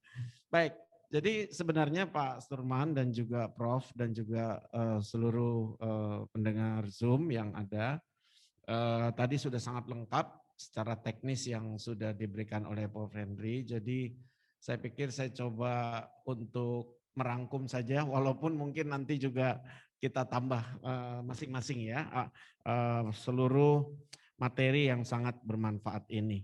Nah, saya ada lihat beberapa perkembangan bahwa memang justru masa pandemi ini, Pak Sturman dan juga teman-teman, kita melihat banyak hal-hal yang dulunya kita tidak anggap penting, sekarang justru menjadi hal-hal yang begitu penting ya. Nah, ini tentu perlu merupakan paradigma kita ya. Nah, dari sensus penduduk di Kepri yang dilakukan 2020, maka penduduk Kepri itu memang berjumlah sekitar 2 juta, tadi Pak Sturman sudah sampaikan ya. Nah, ternyata dari sekian banyak itu yang terjadi adalah 82% ya, atau dari sekian banyak itu memang sudah berdomisili di Batam ya, artinya sudah mempunyai KTP Batam ya. Tetapi dari kita lihat dari struktur Kepri ini ternyata didominasi oleh generasi milenial. Jadi yang lahir dari tahun 81 sampai tahun 96. Itu sekarang itu mencakup sekitar hampir 30% ya. Lalu selanjutnya generasi Z itu tahun 97 sampai 2012 itu diperkirakan sekitar 27%. Lalu generasi X itu sebanyak 22%. Lalu di atasnya itu baby boomer. Nah, ini 46 sampai 64 gitu ya. Ini seperti saya ini sudah itu 7%. Lalu yang di atas 75 tahun itu 0,81% generasi lansia. Nah, angka ini menunjukkan secara signifikan ya bahwa memang generasi milenial ini sangat mendominasi ya di masyarakat kita ya, sehingga kita bisa melihat bahwa secara jeli bahwa memang ini satu bonus demografi bagi Kepri ya. Jadi saya melihatnya bahwa memang pembinaan anak-anak muda atau generasi milenial ini yang sekarang kita sebut sebagai generasi yang dengan teknologi informasi dan komunikasi ini begitu akrab, maka pembinaan ini menjadi sangat penting dan ini termasuk generasi yang bisa dimanfaatkan untuk melakukan influence ya atau pengaruh. Sebab berbicara tentang teknologi informasi dan komunikasi sebagai seorang rohaniawan tentu saya melihatnya bahwa semua ini adalah dasar dari influence, dari pengaruh. Nah, disinilah juga kita melihat pesan dari Pak Jokowi yang Bapak Presiden yang begitu tepat ya bahwa pembangunan SDM manusia Indonesia seutuhnya itu merupakan satu hal yang menjadi hal yang utama. Jadi artinya pembangunan manusia ini memang menjadi prioritas. Artinya saya boleh kesimpulkan informasi atau TIK ini adalah untuk membangun manusia, bukan sebaliknya. Bukan manusia untuk membangun TIK, tetapi TIK inilah yang kita harus manfaatkan untuk membangun manusia itu. Dan oleh karena itu kalau dari perspektif ya rohani lah ya, saya tetap mengajak mari kita sama-sama melihat ini sebagai satu poin penting dari perjalanan bangsa ini, bagaimana kita bisa menanamkan influence yang begitu bagus dan luar biasa, terutama dari generasi milenial yang menjadi penggerak, sehingga influence itu sendiri akhirnya bisa membangun manusia yang seutuhnya itu. Nah, kemudian juga menyangkut beberapa dampak negatif yang tentu kita sebagai orang yang sudah senior atau sebagai rohaniawan tentu kita perlu untuk bekerja sama dan bersinergi dalam hal ini.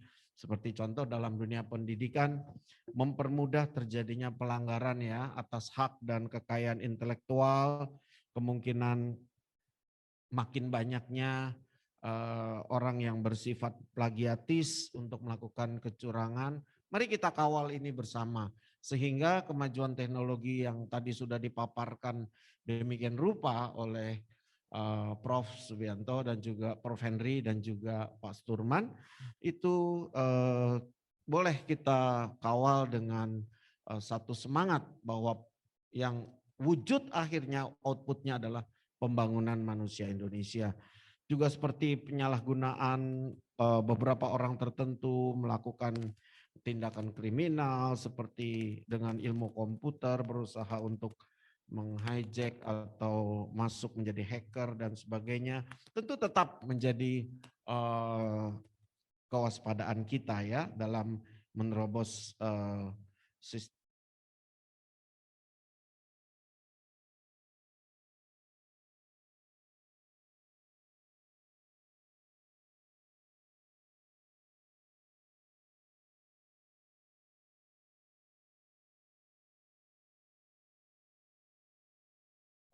Yang seksama dari orang tua dalam menolong anak didik di usia-usia yang tadi kita sudah sebutkan supaya tetap bisa memaksimalkan hal-hal yang positif dan berinfluence untuk membangun anak didik itu. Lalu juga kita meminta agar betul TIK adalah satu teknologi adalah satu sekarang dengan yang sudah mulai akrab di telinga kita sekarang seperti Zoom, e-learning, e-commerce dan sebagainya.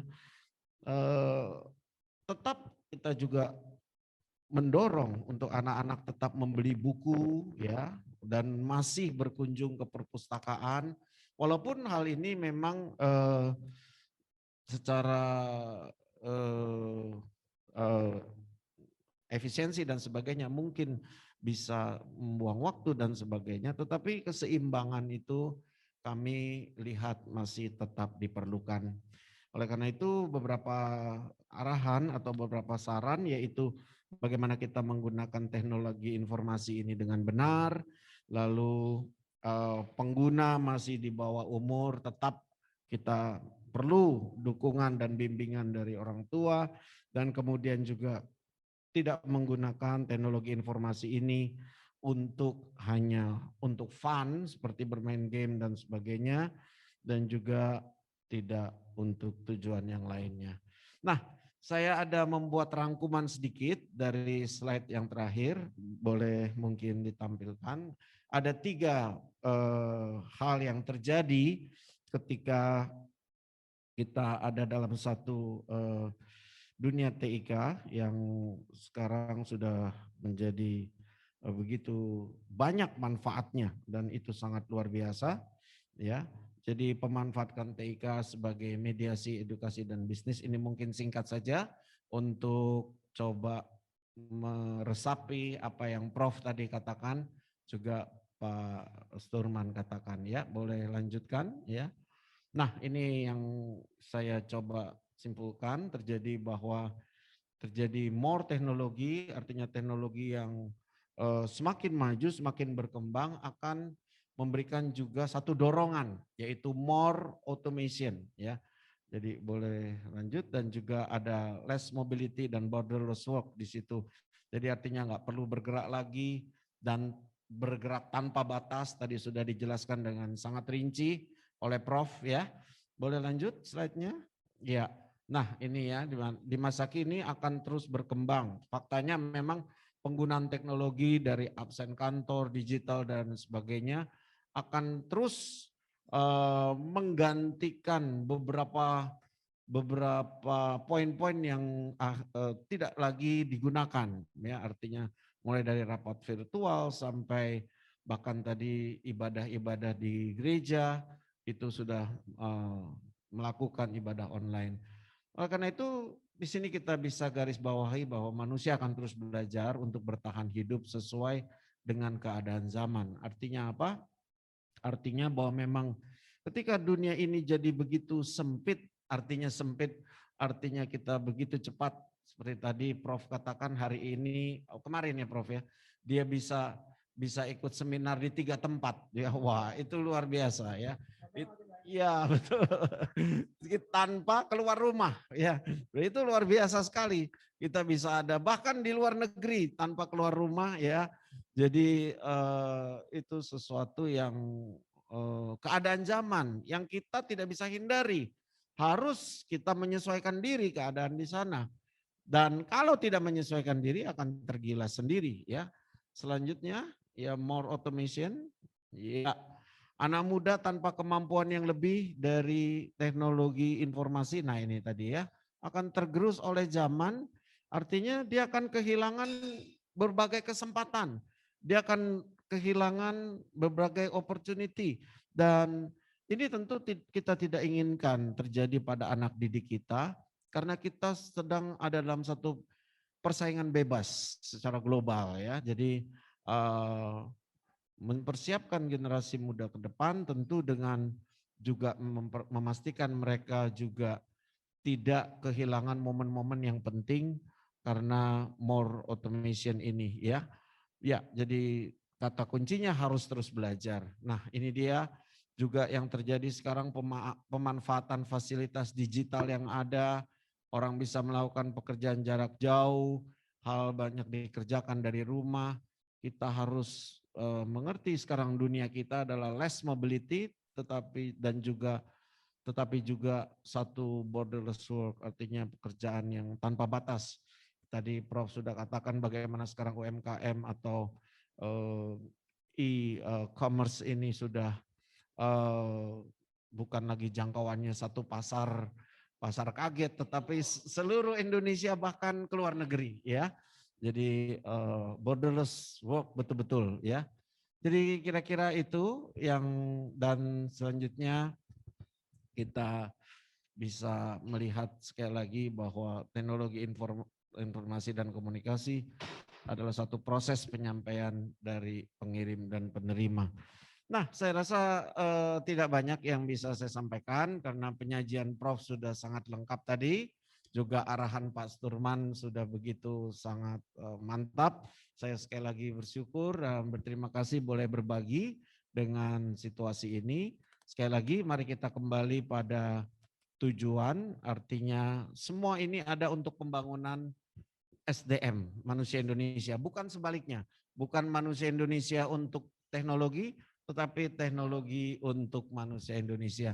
Sekian, kiranya nanti kita boleh lanjutkan dalam berbagai kesempatan, dan kiranya salam selalu, salam merajut Nusantara.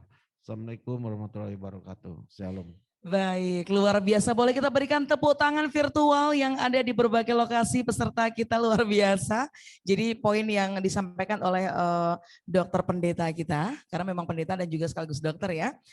Dokter pendeta kita adalah bahwa teknologi hadir untuk manusia, untuk menaikkan kehidupan manusia menjadi lebih berkualitas, lebih berdaya dan lebih membahagiakan tentunya. Dan poin yang berikutnya adalah terus belajar, beradaptasi untuk menyesuaikan diri dengan adanya kemajuan teknologi untuk dimanfaatkan secara baik, dan tentu saja teknologi juga ada untuk membangun manusia itu sendiri. Oke, saya sudah menerima beberapa sejumlah pertanyaan yang sangat bagus sekali dari para peserta. Profesor Henry siap ya, karena ini pertanyaannya bagus sekali ini. Oke, untuk pertanyaan yang pertama saya akan bacakan dan ditujukan kepada Profesor Henry. Ada dua pertanyaan yang bagus yang ditujukan oleh untuk Profesor Henry. Pertanyaan yang pertama adalah dari David Simanjuntak. Pertanyaannya adalah terkait dengan penjelasan Profesor menjelaskan bahwa perubahan yang signifikan di bidang pendidikan, kita yang menjadi guru bukan hanya sebagai teacher, tapi bagaimana juga menjadi instruksi designer atau instruction designer.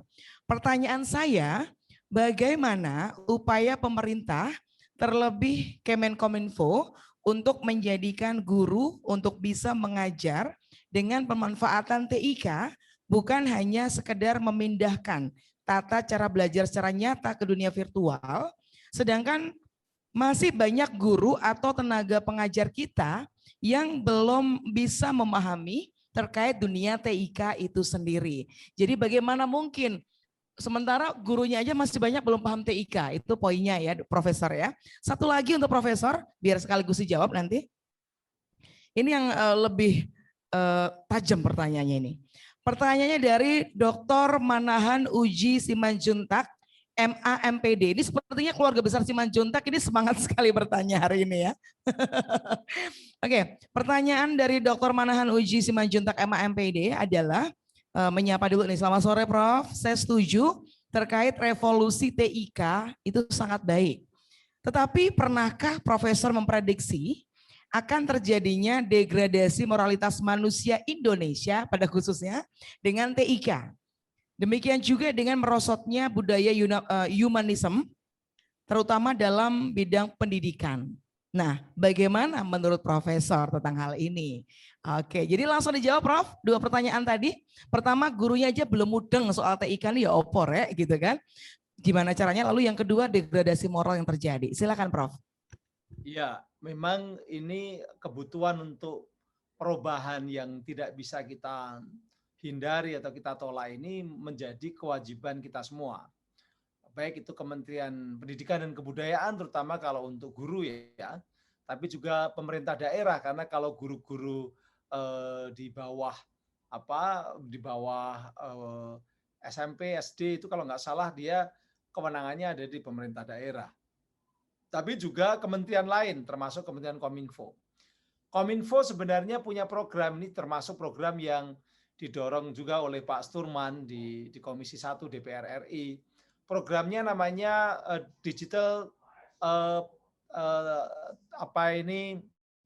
talent scholarship, digital talent scholarship, yaitu pemberian beasiswa untuk mereka-mereka yang ingin mengembangkan skill-nya, mengembangkan kemampuannya di dalam hal pemanfaatan teknologi digital.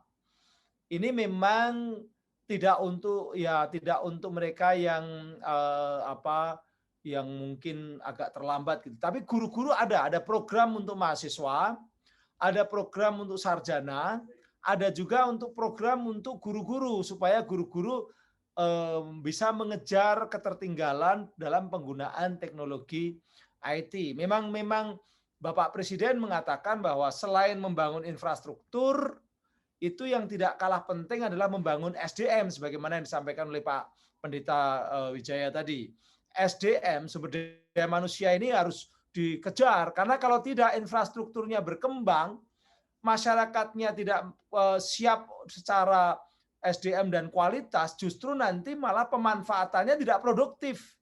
Bahkan bisa yang seperti pertanyaan kedua tadi yang justru dipakai untuk hal-hal yang buruk, kan begitu kan? Untuk hal-hal yang sifatnya tadi misalnya yang mengakses illegal konten ilegal, misalnya kayak pornografi, kalau ada juga yang radikalisme, akhirnya malah justru merugikan kita sebagai sebuah bangsa.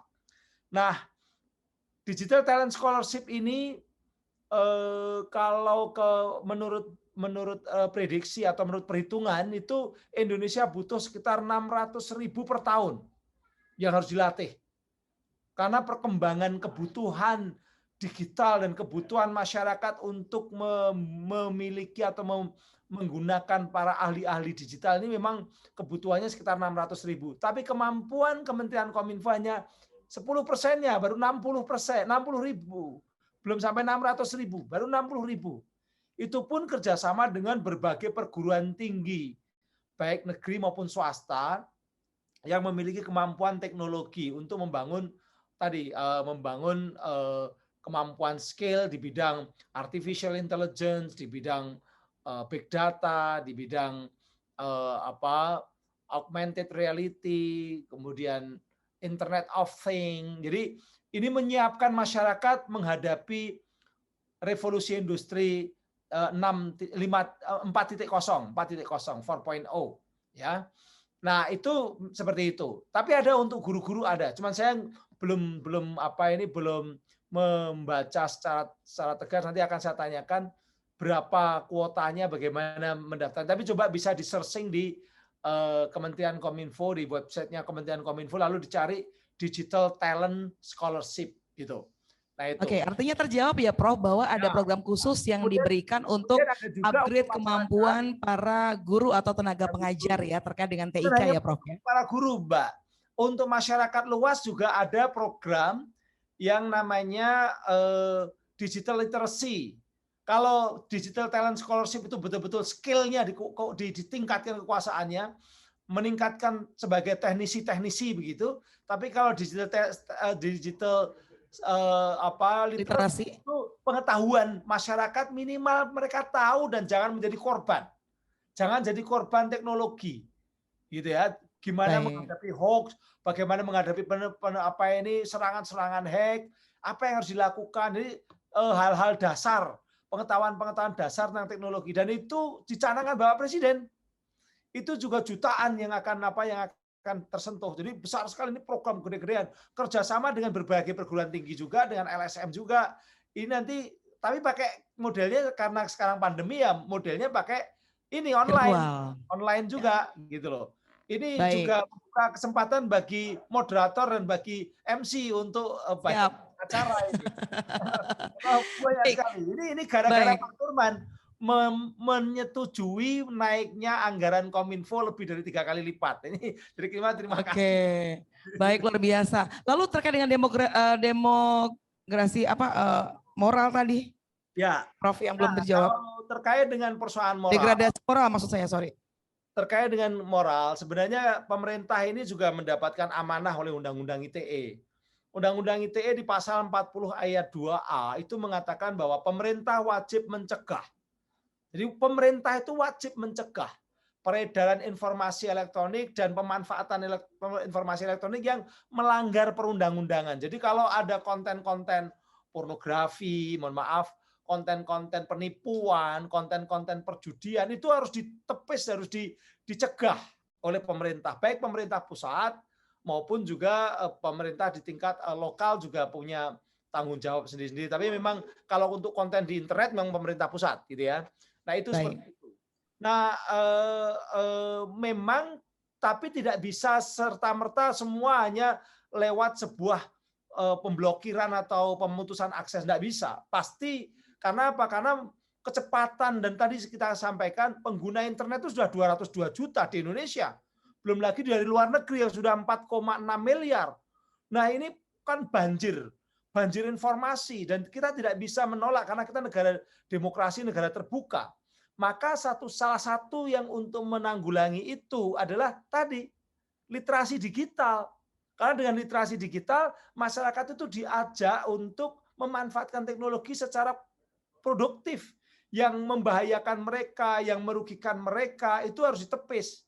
Jadi ada penepisan secara nasional dengan teknologi yang saya yakin itu juga pasti tidak bisa efektif karena saking banyaknya dan kita terbuka, tapi tetap harus dilakukan. Yang kedua bisa lewat lembaga-lembaga, jadi lembaga pendidikan itu memasang aplikasi supaya di kampus-kampus, di sekolah-sekolah nggak bisa buka internet yang isinya untuk katakanlah buka porno, buka yang aneh-aneh, nggak bisa. Di kantor kami nggak bisa buka media sosial yang aneh-aneh. Itu seperti itu. Nah yang terakhir adalah individu lewat literasi masyarakat. Jadi 3 lapis, lapis nasional, lapis institusi, lapis masyarakat. Itu yang dikembangkan. Itu yang harus dipersiapkan. Memang tidak mudah. Kalau kita negara seperti RRC China di mana tidak ada demokrasi, itu bisa. Tinggal dibikin aja semua dilarang begitu kan. Kalau perlu ya. Google-nya dilarang kan gitu. Google dilarang, ini dilarang. Tapi kita kan bukan negara demokrasi. Partainya aja Partai Demokrasi Indonesia. Jadi kita nggak mau harus memanfaat harus menerima yang namanya konsekuensi demokrasi. Ya.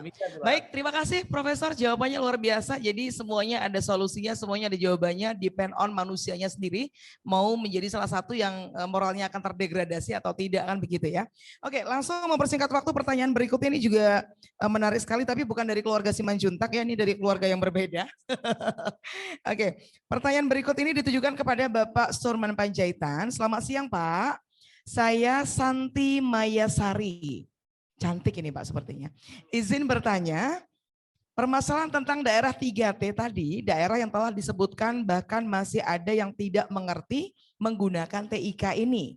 Dan kurangnya fasilitas berupa jaringan menambah lagi kesulitan dalam upaya memahami TIK. Jadi Pak, tentu saja semua itu kira-kira tercipta hal tersebut kapan Pak? Apakah dalam periode 2021 ini atau tahun berikutnya ketika kondisi ini bisa diperbaiki dengan berapa hambatan atau obstacle-obstacle yang tadi disebutkan oleh beliau Pak untuk di Kepri pada khususnya. Sudahlah 3T, manusianya banyak belum menggunakan TIK, fasilitasnya pun juga ambiar, belum banyak diberikan. Nah ini gimana Pak? Monggo silakan. Terima kasih kepada Mbak Santi. Ya. Ini waktu saya duduk pertama sekali di Komisi 1. Pada saat kita rapat kerja dengan Bapak Menteri Kominfo dan beberapa kali kita berdiskusi panjang, selalu saya katakan tolong lihat daerah 3T dan ini menjadi prioritas Bapak Presiden Joko Widodo kita. Sehingga kalau saya berulang-ulang, bahkan kami dijanjikan untuk BTS lah, untuk internet gratis lah, itu saja sampai sekarang sangat sulit Mbak Dia. Mbak Santi percayalah, saya memperjuangkan dalam setiap rapat dengan Kominfo. Saya katakan ini, Pak tolong dilirik daerah 3T ini. Sudah terpencil, terdepan, tertinggal, terbelakang, terapa lagi. Banyak terancam juga dia lama-lama dia kalau sudah T-nya kebanyakan. Dan ini menurut saya, mudah-mudahan nanti Prof. Henry menyampaikan ini sudah berulang-ulang saya sampaikan Mbak Dia. Kapan? Saya juga nggak bisa mengatakan karena memang tadi Prof Henry kan sudah mengatakan bahwa masih ada 11.000 desa di daerah 3T ini yang masih belum terjangkau. Termasuk salah satunya adalah Provinsi Kepulauan Riau. Ya. Sehingga kalau kapan saya akan berusaha Mbak Dia, doakan supaya Komisi 1 itu bekerja sama terus dengan Peminfo, dan saya berharap Bapak Menteri itu mendengarkan, minimal disampaikan oleh Profesor Pak Henry. Tolong dibisikkan ya Prof. Dibisikkan nggak mampu Mbak Dia. Jadi teriakin. Ya. Terus ditekan telinga juga. Harus ke telinganya. Kadang-kadang kan orang bisa juga nggak dengar karena dengan dibisikkan. Baik. Kan terlalu banyak pembisik Mbak. Jadi sekali lagi Mbak Santi, percayalah saya di Komisi 1 dari fraksi PD Perjuangan akan mensupport apa kebutuhan prajurit, anggota, masyarakat, seluruh elemen bangsa yang ada di Provinsi Kepulauan Riau. Merdeka. Oke, baik, luar biasa.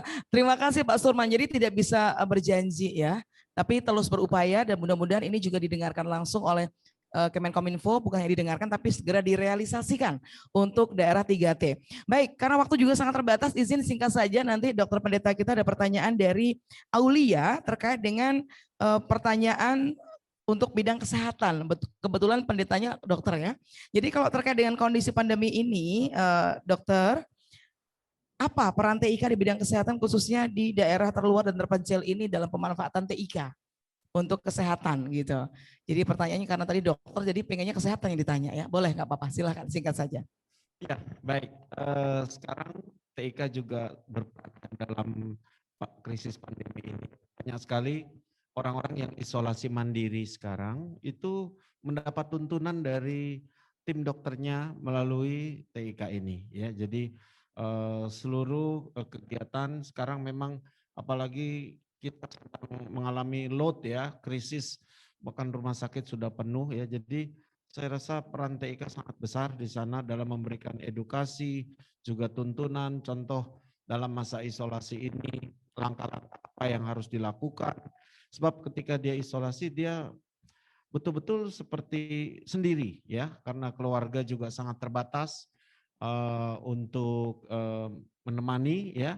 Tetapi melalui pertemuan-pertemuan TIK ini dia bisa mendapatkan begitu banyak kesempatan untuk kita juga mengedukasi seluruh masyarakat ya untuk dalam hal menghadapi pandemi ini. Kira-kira begitu ya.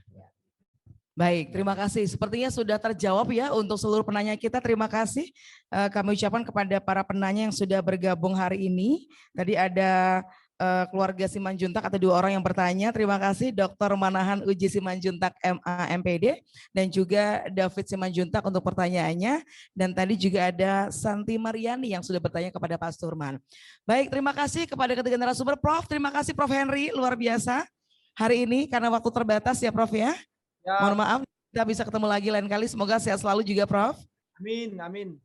Oke, baik, dan tentunya Bapak Ibu, rekan-rekan yang sudah hadir di virtual pada hari ini, rangkaian dari Seminar Merajut Nusantara untuk edisi kedua di tahun 2021 ini kita sudah selenggarakan bersama, dan tentu saja banyak sekali hal yang menarik yang tadi kita dengarkan langsung dari para narasumber kita, yang intinya bahwa dengan adanya perkembangan TIK ini kita sebagai manusia harus terus belajar dan juga beradaptasi, kemudian dibekali dengan moralitas yang baik, dengan meningkatkan secara keagamaan kita masing-masing menjadi pondasi penting bagaimana kita tidak memanfaatkan teknologi informasi dan komunikasi ini secara negatif, sehingga justru berkontribusi meningkatkan kehidupan kita yang lebih baik lagi.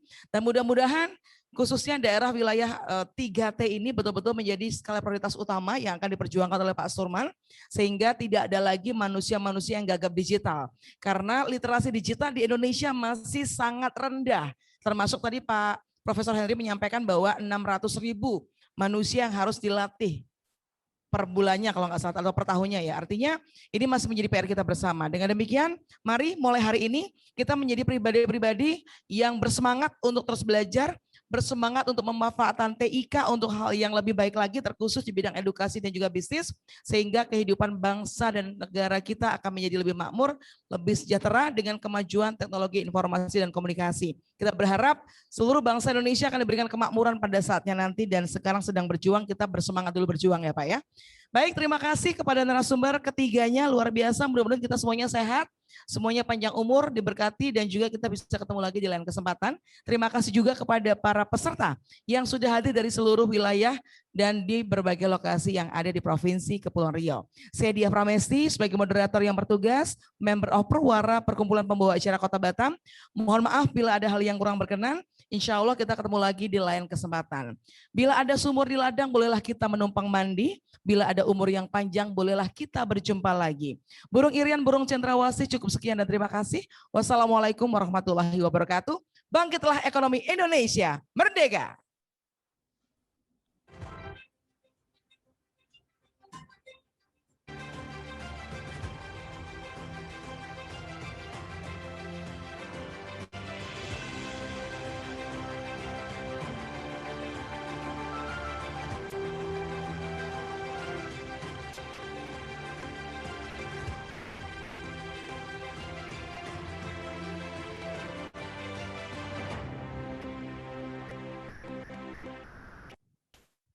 Kembali lagi bersama dengan saya Chris Dozo, luar biasa sekali telah selesai acara seminar Merajut Nusantara. Untuk itu buat teman-teman yang masih di rumah bisa dilihat juga nanti di layar, sekarang telah kita saksikan penyerahan, ada plakat sebagai ucapan terima kasih atas narasumber kita yang luar biasa dan diwakilkan oleh Mbak Dia, partner saya hari ini.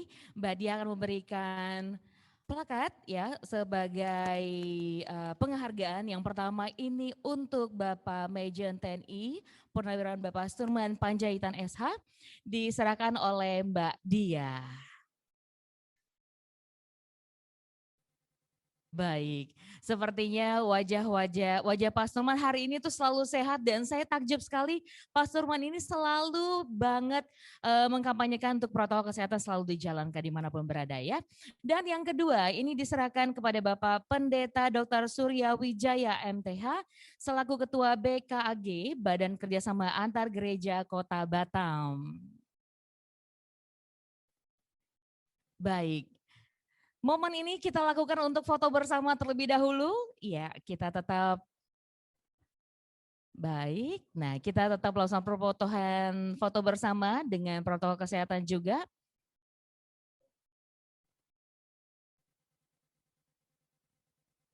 Oke, tetap semangat.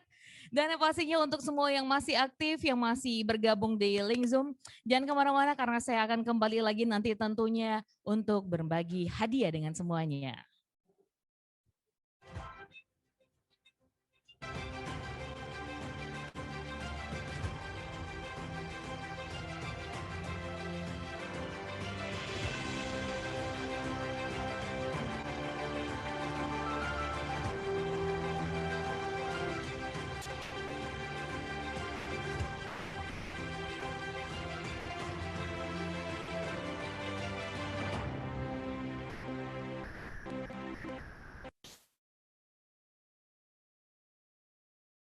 Baik, untuk Bapak Ibu yang masih bergabung bersama dengan kami, tidak lupa kita juga mengucapkan terima kasih untuk salah satu narasumber kita yang luar biasa, tapi sayang sekali dia tidak berada di sini. Dan tentu saja nanti akan ada plakat yang kita akan kirimkan langsung untuk Bapak Henry Subiakto, Dr.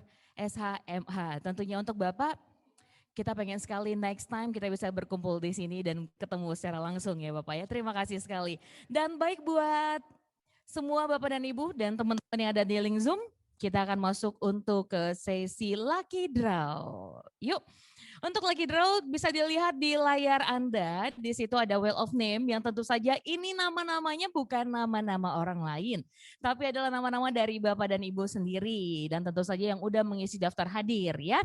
Nanti di Wheel of Name ini akan saya hitung 3, 2, 1, Wheel of Name-nya akan berputar dan akan kita bilang stop dan siapa nama yang beruntung itu dia yang mendapatkan hadiahnya. Yuk kita akan undi yang pertama, Wheel of Name yang pertama, 3, 2, 1. Kita putar. Stop. Selamat untuk yang pertama. Atas nama Ibu Lilik Hamida, selamat Anda yang beruntung yang pertama. Baik, untuk yang kedua, kita hitung lagi. 3, 2, 1. Well of name siapakah kira-kira? Stop. Iya. Oke, ada Bapak Ricky Ronaldo Sidabutar. Selamat untuk Bapaknya. Yuk yang ketiga. Kita hitung lagi. 3, 2, 1. Stop. Iya. Siapa yang keluar beruntung? Muhammad Ablin Lubi. Selamat untuk Bapak juga. Yuk, sudah 3 orang. Berikutnya lagi kita undi lagi. 3, 2, 1. Ini yang keempat. Stop. Kita saksikan siapa yang beruntung. Christopher Gary. Wah, ini kayaknya namanya orang bule ini ya. Oke, so congratulations to Christopher Gary. Next untuk yang kelima. 3, 2, 1. Kita putar wheel of name-nya.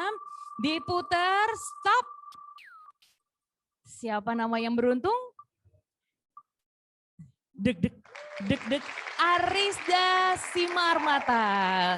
Selamat dan yang terakhir. Siapakah yang beruntung? Kita coba lagi keberuntungan. 3, 2, 1. Putar. Siapakah kira-kira yang beruntung? Ya, namanya adalah Denny Solona Situmora.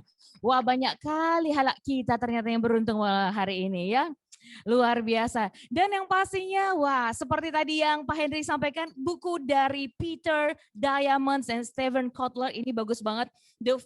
The future is so faster than you think. Jadi jangan salahkan zaman kalau selalu ada upgrade yang tiba-tiba hadir dengan teknologi-teknologi, karena memang harus seperti itu dan kita yang harus beradaptasi dengan teknologinya. Untuk itu kita mengadakan seminar Merajut Nusantara pemanfaatan TIK sebagai media edukasi dan juga bisnis.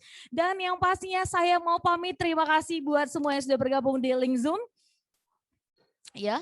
Dan yang pastinya sudah bergabung di link Zoom. Terima kasih atas kebersamaan Anda tentunya. Kita bisa ketemu lagi untuk di lain waktu dan lain kesempatan. Saya punya pantun untuk yang terakhir. Kain satin susun berlapis. Semat selendang si anak dara, jadikan TIK sebagai media edukasi dan juga bisnis, sumbangsi untuk negeri merajut Nusantara. Saya Chris Dozo pamit, terima kasih untuk hari ini, sampai ketemu lagi and God bless you all.